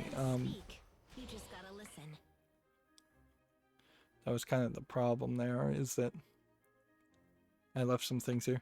This is the automated software I used. Clock Tuner for Ryzen version 1.1. Apparently he's going to put out a new version fairly quickly. But this is what you would search for. And like it's in beta. So saying version 1.1 released is a little dishonest there. But yeah, the beta 3 is what I tried, and I used it, and it's supposed to figure out how to just overclock each core individually on a Ryzen AMD processor, and that is supposed to get you, relatively speaking, around 10% improvement in performance. There is some weirdness certainly with overclocking, in the sense that when I first build computers, I think to myself, yeah, I'm not going to overclock this. This is brand new. It makes no sense to overclock it. But then very quickly I'm like, but if I can overclock it and it's not going to increase the noise, which the noise in my room right now, I assume, is mostly from my old computer still being in the room, and not the new one. My new PC, with its fans and its quieter case, is pretty much whisper quiet. It has a low fan hum, and that's it. I've never heard it turn up to like a really, really loud sound. So I think there's probably just been a major improvement between the Ryzen 2 chip and what my old Intel chip was, as far as just overclocking and heating and cooling. So yeah. Yeah, I'm willing to have an automated software that I trust well enough to overclock a game, the CPU, but I'm not willing to go into it myself and try and overclock things. Because that's a little ridiculous if I'm manually trying to change settings. There's too many numbers and too much opportunity for mistakes. This is like the first time I've seen anybody with the Street Fighter characters, and boy do they still stand out compared to anything else. Moving on, we have a Tech Raptor review here for Zoid's Wild Blast Unleashed, which, yeah, I remember Zoids when they came out, and they were never as popular, I think, in the West as they were in America. They're kind of cool, certainly. I managed to somehow get a Zoids like electronic model kit, garage kit, and so I put together a Pegasus like creature that was a lot like this, robotic and animal merged. They're basically Transformers without the Transformers line. So I'd really like to play a Zoids game just to say, hey, yeah, this is something that exists, but I imagine they're probably not that good because it's an anime tie-in game, and we've seen lots of bad anime tie-in games.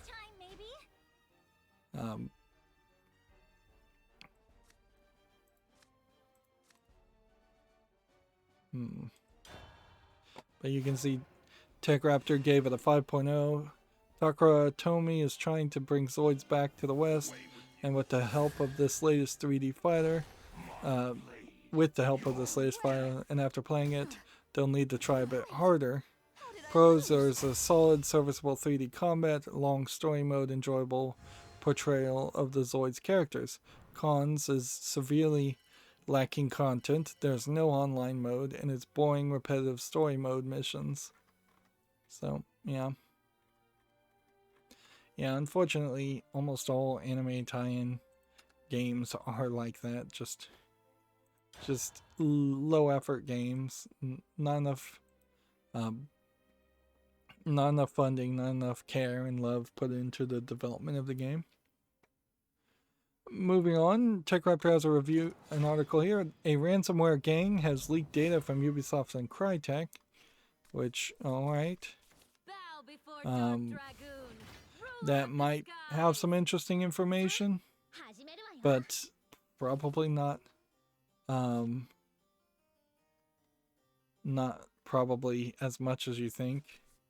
Like, I imagine it will just be embarrassing internal information, and maybe you could get a little bit about how the games are made to make better cracks or get around the DRM. But I think Crytek doesn't have DRM that I've ever heard anybody complain about, and Ubisoft uses mostly Denuvo, so there's probably easier and better ways to try and crack Denuvo than using ransomware stolen data.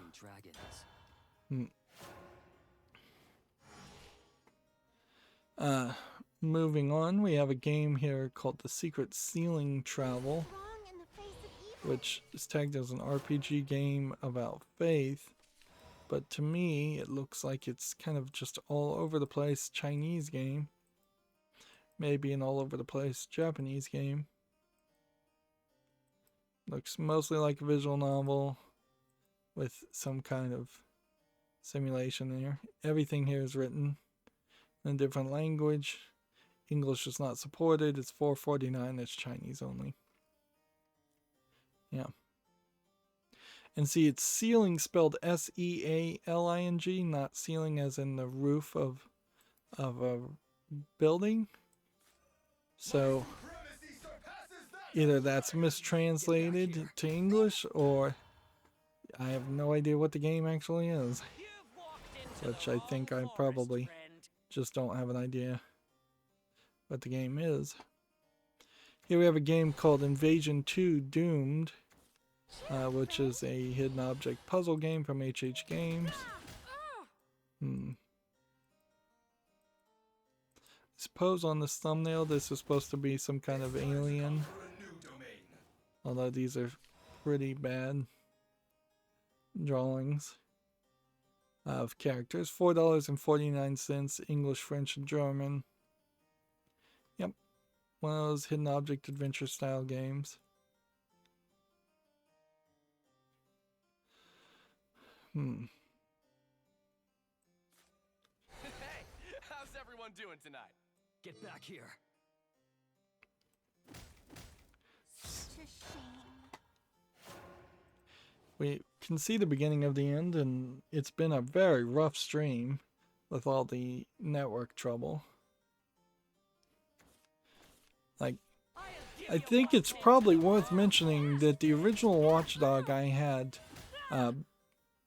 while the new one I changed, and I'm fully willing to say the new one for some reason was not working. The old one has been running for months, 4, 5, 6 months with no trouble whatsoever. So there's not an obvious reason why all of a sudden it would start acting weird. This victory is a testament to your strength.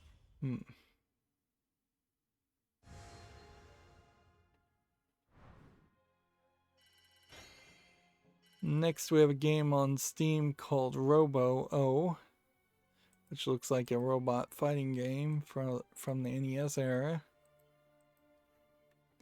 It is $1.99. It's English only. Even if this was a game that was from the NES era, it's not a game that really is relevant enough to put on the follow list. Let's see. Next we have a game called Cruel TD, which almost certainly is a tower defense. And it's kind of like a battle simulator tower defense game, and it really looks like it's just a kind of low effort experiment type of game. $1.99, English and Chinese. Another low effort, low quality Chinese game. They really don't seem like they're ever going to stop. Yeah, let me warm up for a Yep. spell. Now really isn't the time, although I kind of enjoy hearing this announced. Now would not really be the time for Valve to say, you know what, we've tried to be in the Chinese market for a year or so, because it's been about a year or so, and it has done us absolutely no good, and all it's done is allow a bunch of Chinese low effort garbage developers to list on our storefront. Although that's not an accurate statement at all. The truth is, Chinese censorship and limited approval on games pushed Chinese companies to try and sell their garbage games that they were always making on Steam, where before they were selling them just in China without having to seek any kind of approval and license and pre-censorship.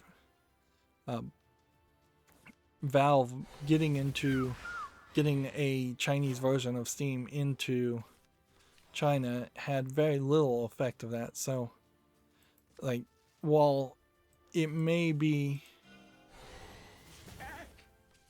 part of the plan of China to ruin Steam by forcing Steam to allow a bunch of Chinese garbage game developers on their worldwide marketplace,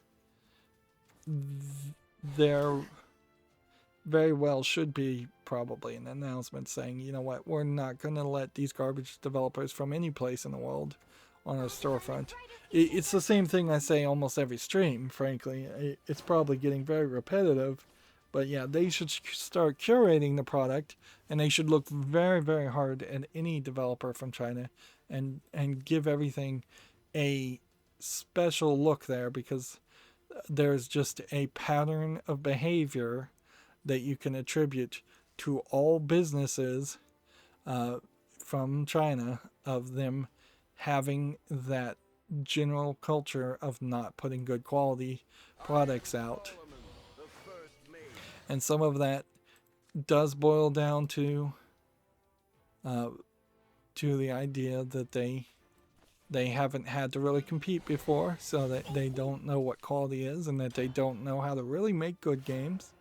And at a certain level, we could try and help a lot of Chinese game developers to make better games, but a lot of them are just scammers, and there's I travel in just search needs to of the be unknown. more curation, whether it's fair or not, and frankly, whether it can be called racist or not. If I mean, you may just have to have a policy based on country of origin, or whether you want to call that xenophobic or racist or what. And that's certainly how China would respond to it. Is any special observation of games coming out of a specific country out of China would be called that. So sweet, you'll get cavities. But that doesn't matter. Like that's just propaganda at a certain point. Moving on, we have a game here called Superfly Delivery Simulator, another low effort game, although perhaps this time not from China. $3.59, whole bunch of languages. The thing about this game is that it kind of is just a Flappy Bird with being zoomed out a little bit more, hovering game. There was an old game called, I think, Helicopter, that would be very similar to this, and Helicopter, I recall, was pretty awful in the fact that you would crash 90% of the time and you would not be able to safely land. It was just terribly programmed and not really a fun thing to do either, flying a fake virtual helicopter or delivery drone.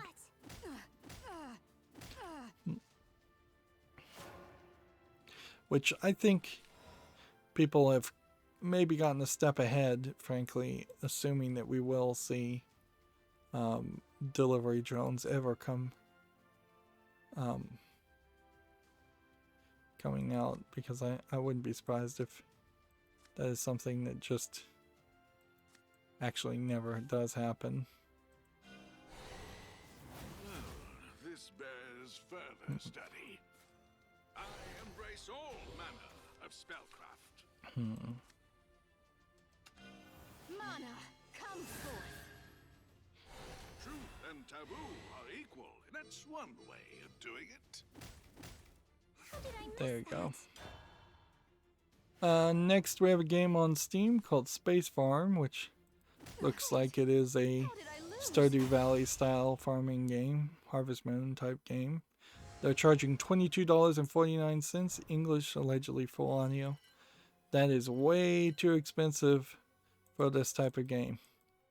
You're much better off just going and playing Stardew Valley.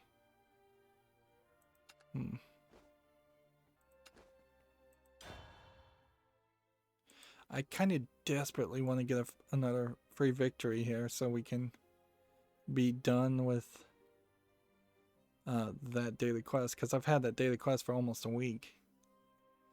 Next, we have a game on Steam here called Moving Letters, which is a jumble game in which you're supposed to spell something. Okay, anagrams, Don't underestimate me. $1.19, I hope you're ready to escort English me. and several other languages, although I imagine these are all English words. So you'd be just dragging the letters around with your mouse. The price isn't terrible, but this is a very, very basic game. I don't think I'd want to play this. I have been kind of pushed more to potentially play the Sudoku games that are on Steam, because those actually I think are quality. But yeah, there's a big difference between Sudoku games where it would take 40 minutes to an hour to solve a Sudoku, and anagram game where you take 2 minutes to find the anagram, and then you'd move on to the next puzzle. Next, we have a game on Steam here called A Matter of Time, which looks like it is a top-down RPG. Doesn't look particularly interesting. $3.99, English, allegedly full audio. Being compared to BioShock Infinite and Borderlands 2, which is ridiculous. Borderlands 2 I don't even think has any time manipulation in it, so I could see them having a comparison to BioShock Infinite in the sense that both of them involve time somewhat, but that's about it. Yeah, here's that article that I left open. So the game Armor of Heroes, I think I got. Endless Zone, I may very well have missed. And these were all only available for one day. Streets of Komocho, I think I got. And then Golden Axe, I think I missed. And yeah, now when you click on all of those links, it doesn't even take you to their pages. So, yeah. What are you supposed to do with that? It's just taking you straight to Steam's front page. And you can see nothing's happening on the front page at the moment. Just your standard advertisements. I don't spend too much time looking at the front page. I'll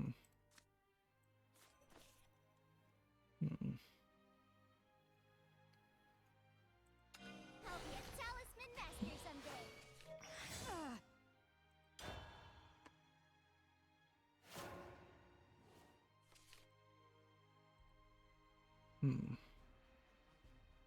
Next, we have a game on Steam here called Nonsense Soccer, which looks like it's a flat physics game where you're playing player versus player.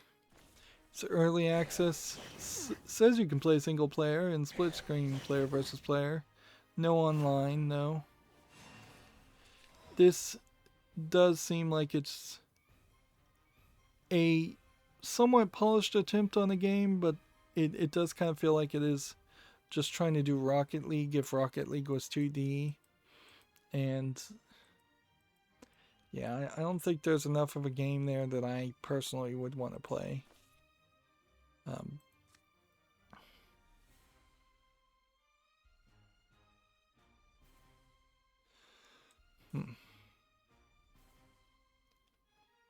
see, let's play this.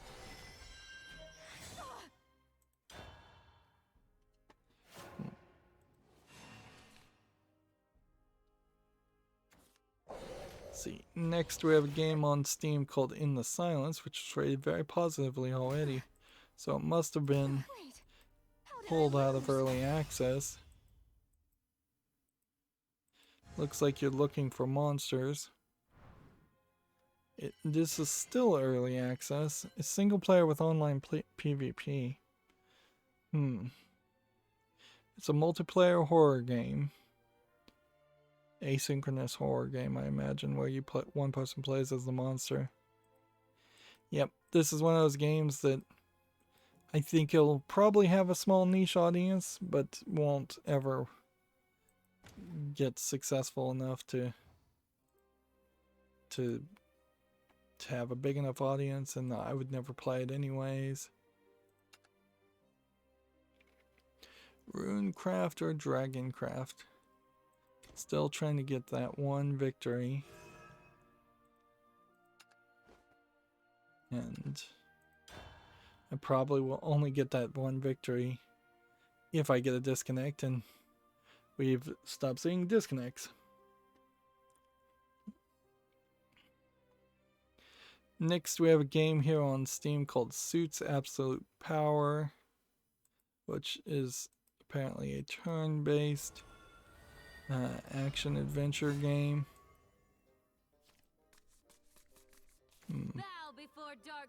A business planet full of mystery, relics of power, dangerous jobs, and terrifying monstrosities. Interesting. Well, this looks like a different type of world and a different type of story. I'm not sure that there really is a game here, or if this is more of just a half visual novel, half question tactical game. English full audio. I'll put it on the follow list. Let's get rid of that. Let's get rid of that. We have about 10 more games. Next, we have a game on Steam called 2 Parsecs from Earth, which looks to me like it might be a Metroidvania platformer of sort. Although you've got a character here that's super bright, and I'm not really seeing any enemies. I'm just seeing a lot of like crystals. They're calling it a Metroidvania style platformer. It's $6.34 with a bunch of languages. I'll put this on the follow list just to be certain, but it does seem to be like a fairly empty experience. I don't think Castlevania or Metroid would have succeeded had there not been enemies, and a significant amount of enemies.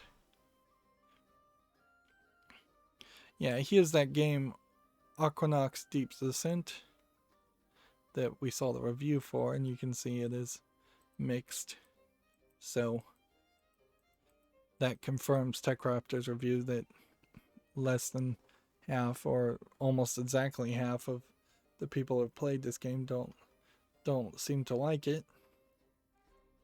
Which, yeah, that's a shame, but that happens. Burning flames will freeze.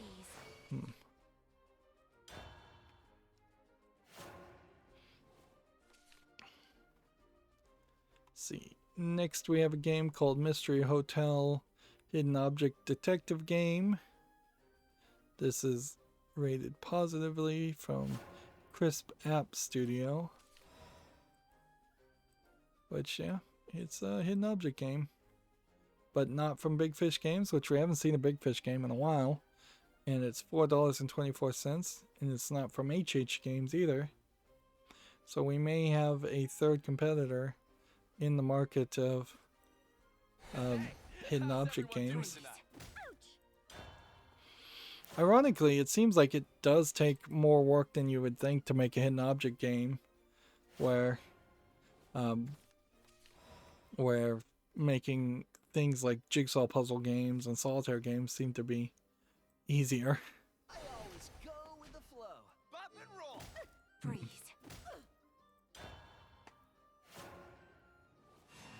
There's something about the zoom I've got.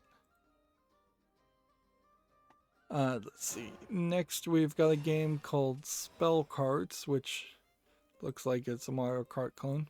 Suppose it's worth mentioning Nintendo did release its augmented reality radio controlled cars with cameras on them.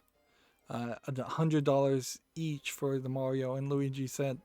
The software itself is free to download on the Switch, but you do have to have a Switch and the software to really use it and control the RC controllers. You don't have controllers otherwise, so you can't just use the radio controlled cars normally, which is weird. Certainly. Stream on. Bop and roll. Freeze. Do we have anything that would benefit from evolving?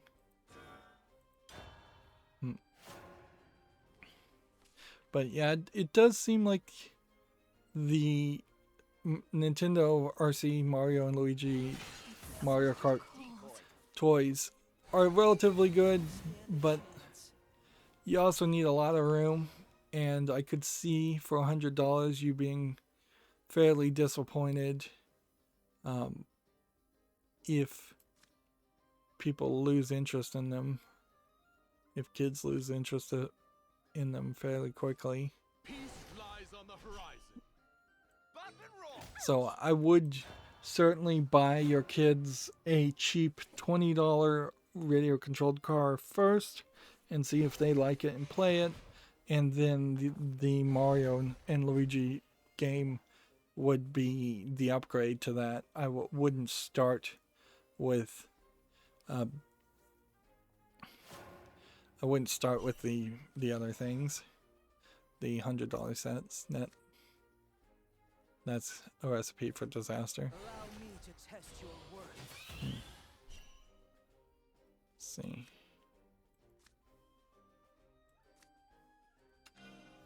go ahead and evolve. For a world without war, this ends here. Bop and roll.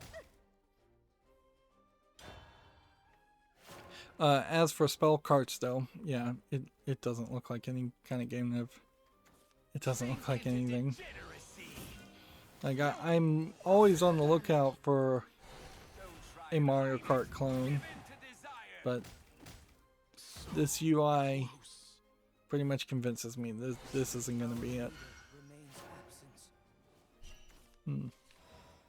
But you know what? I'll be generous. I'll put it on the fall list and see if maybe they can improve the UI and manage to make something more interesting. These black wings are unbreakable. There we go. Ready to witness my true strength? My spear will. Don't let me down. Bop and roll.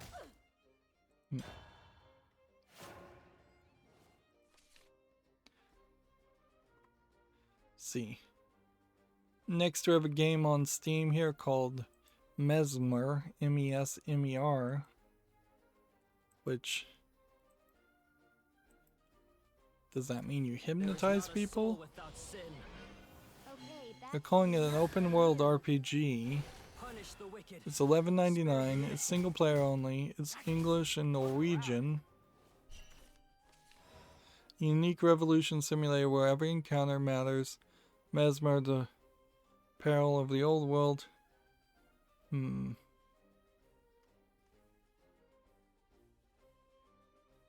Well, it feels like there might be a game here, but or at the very least, this looks like a game that somebody actually was trying to create, and maybe they dropped the ball halfway through, or they just did a really bad job. Summon a dragon, deal 3 damage to an enemy, banish an enemy follower, amulet. There we go. Make haste, Sleipnir. The battlefield's ours. Let's see. Don't let me down. Oh, Tahime's Vanguard. Burning flames will freeze.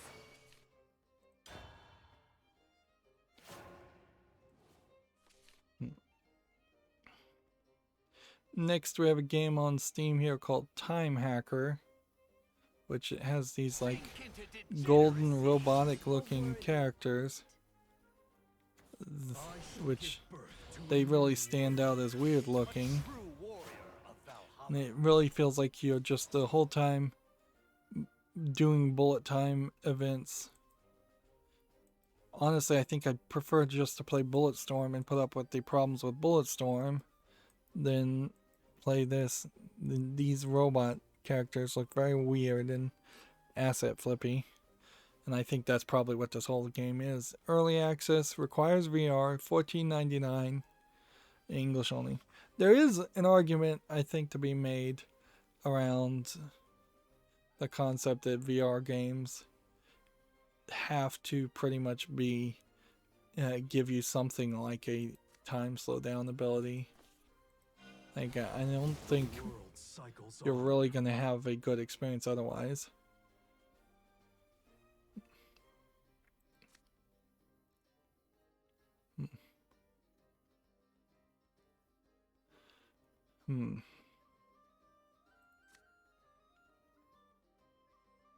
Right, I'm just going to do that So cold. and destroy that. And then play this. bluest water. Then end the turn.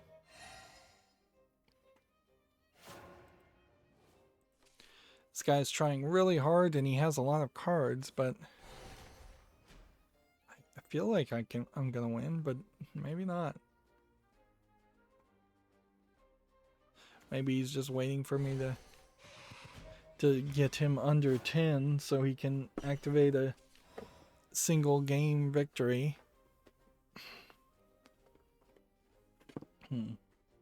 Feel like I've been sitting in the chair for a while, and I probably have been. Next, we have a game on Steam here called Master Arena, which looks like it is a first-person shooter arena game. Early access, single player with online PvP, $19.99, English full audio, and a bunch of other languages. The screenshots are not loading, which we were having no trouble with that this whole time, even though we were having internet trouble. Yeah, Master Arena doesn't look particularly interesting. 4 damage. Storm, summon a dragon. Free, my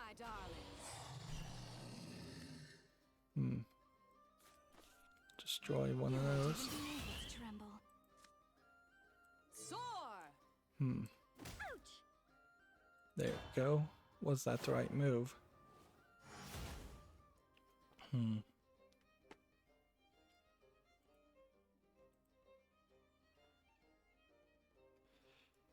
Next we have a game on Steam here called Religion Inc. God Simulator. Obviously a spin-off on the Plague Inc. game.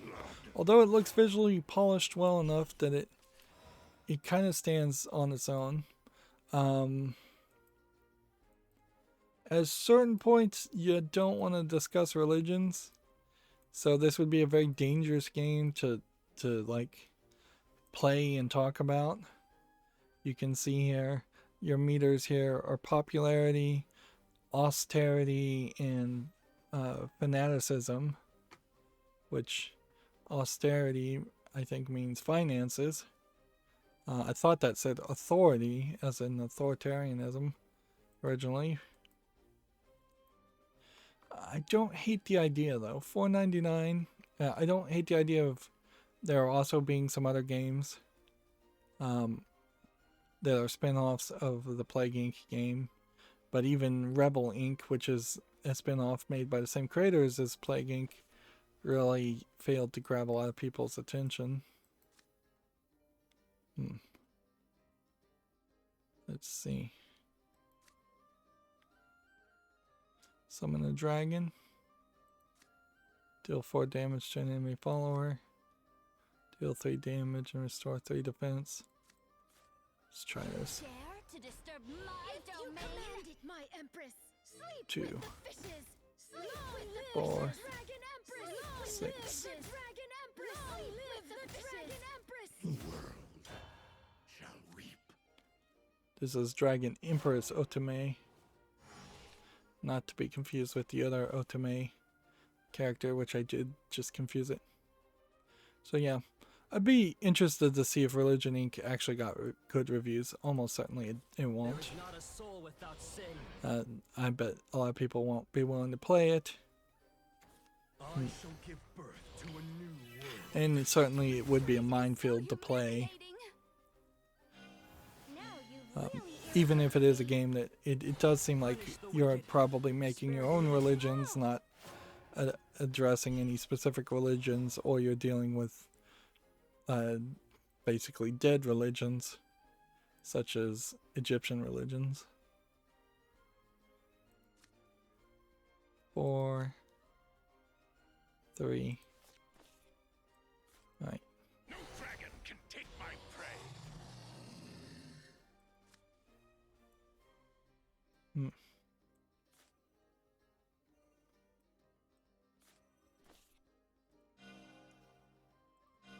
at you.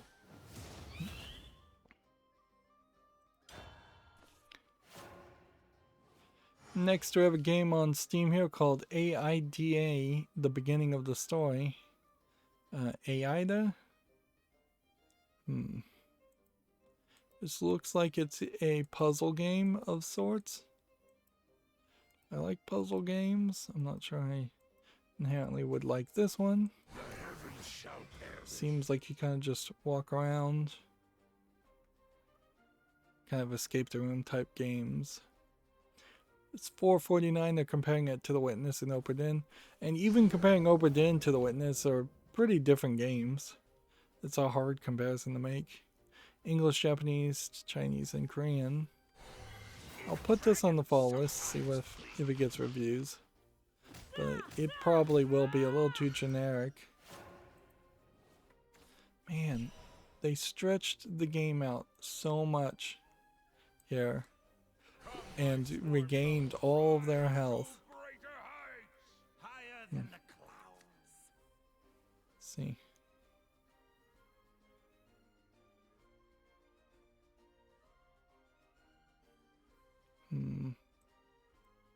Pitiful. By your will, O Lord.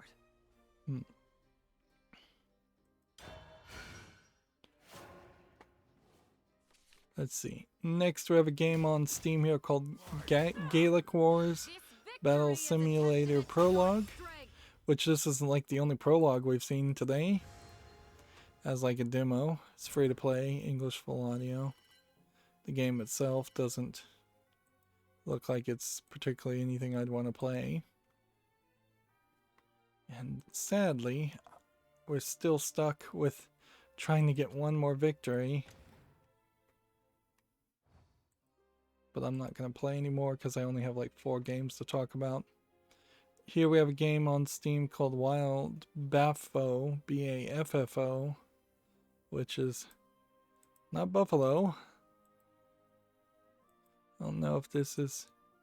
It's a shooting kind of on rails game, I can tell that much, but I don't know if there's actually enough here that you'd want to play. It's $1.79, it's English and Italian.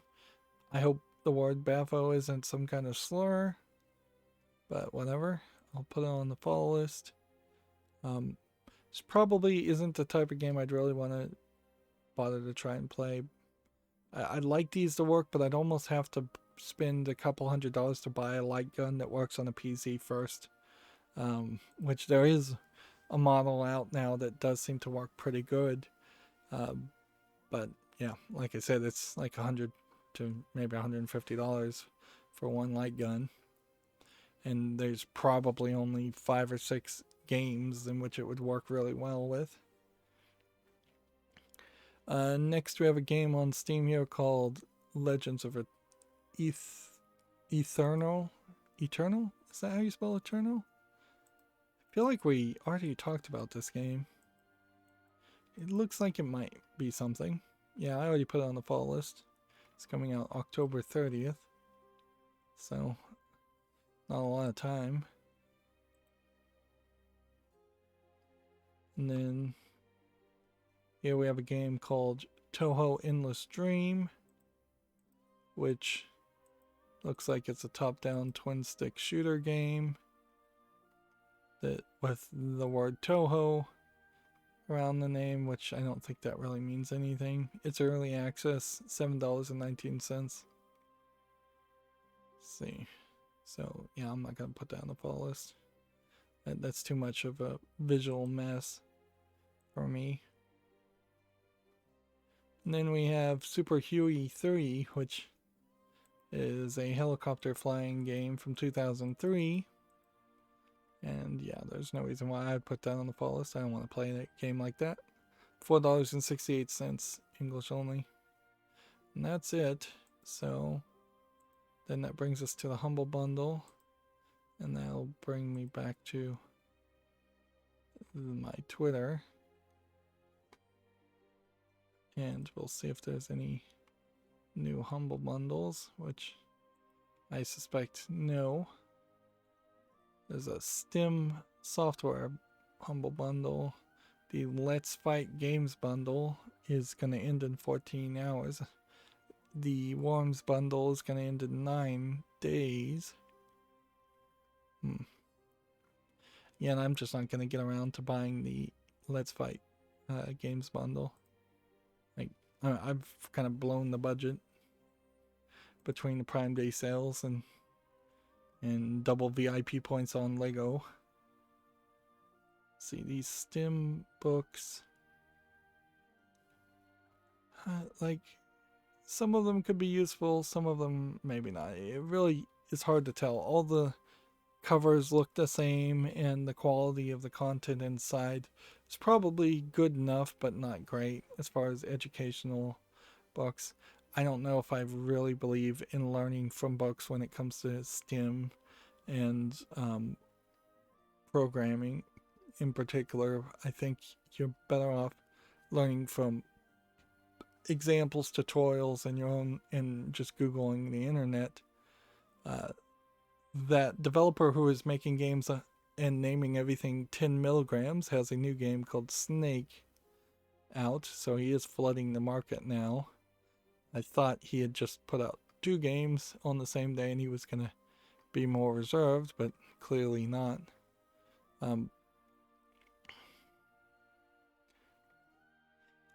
I think particularly in like programming and things, the things just change so quickly that learning from a book is probably not the best way. I think a lot of the books, as far as technology are concerned, are actually pretty bad. According to TechRaptor, Nutaku has a slot machine game called Vegas on Wasteland, where you can see naked, realistic, animated girls in the slot machines, I imagine, is what's being shown. But yeah, that's all the new stuff on my Twitter feed, although I do recognize that I have like somebody notified me, somebody followed me and liked 7 of my tweets. And I don't know, it's probably a bot, if I was to guess, but whatever.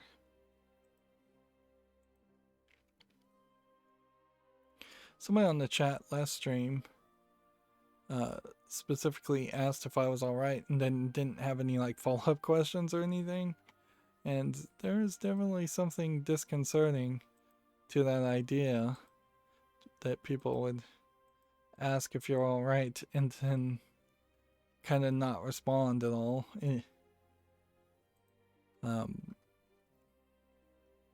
Because that certainly opens up the thought pattern in your head and then gives you no real resolution.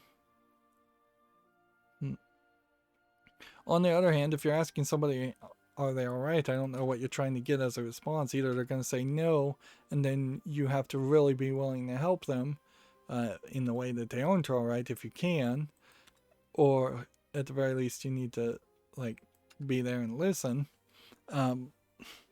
Or you're just trying to like emotionally break somebody down and see if you can get them to burst into tears just for some kind of sadistic reasoning. And I doubt that's the reasoning why the person asked me that, but like you probably aren't going to get that response either. Yeah, let's see, this ends December 28th. We are now up to rank 18, so we are probably going to get to rank 25.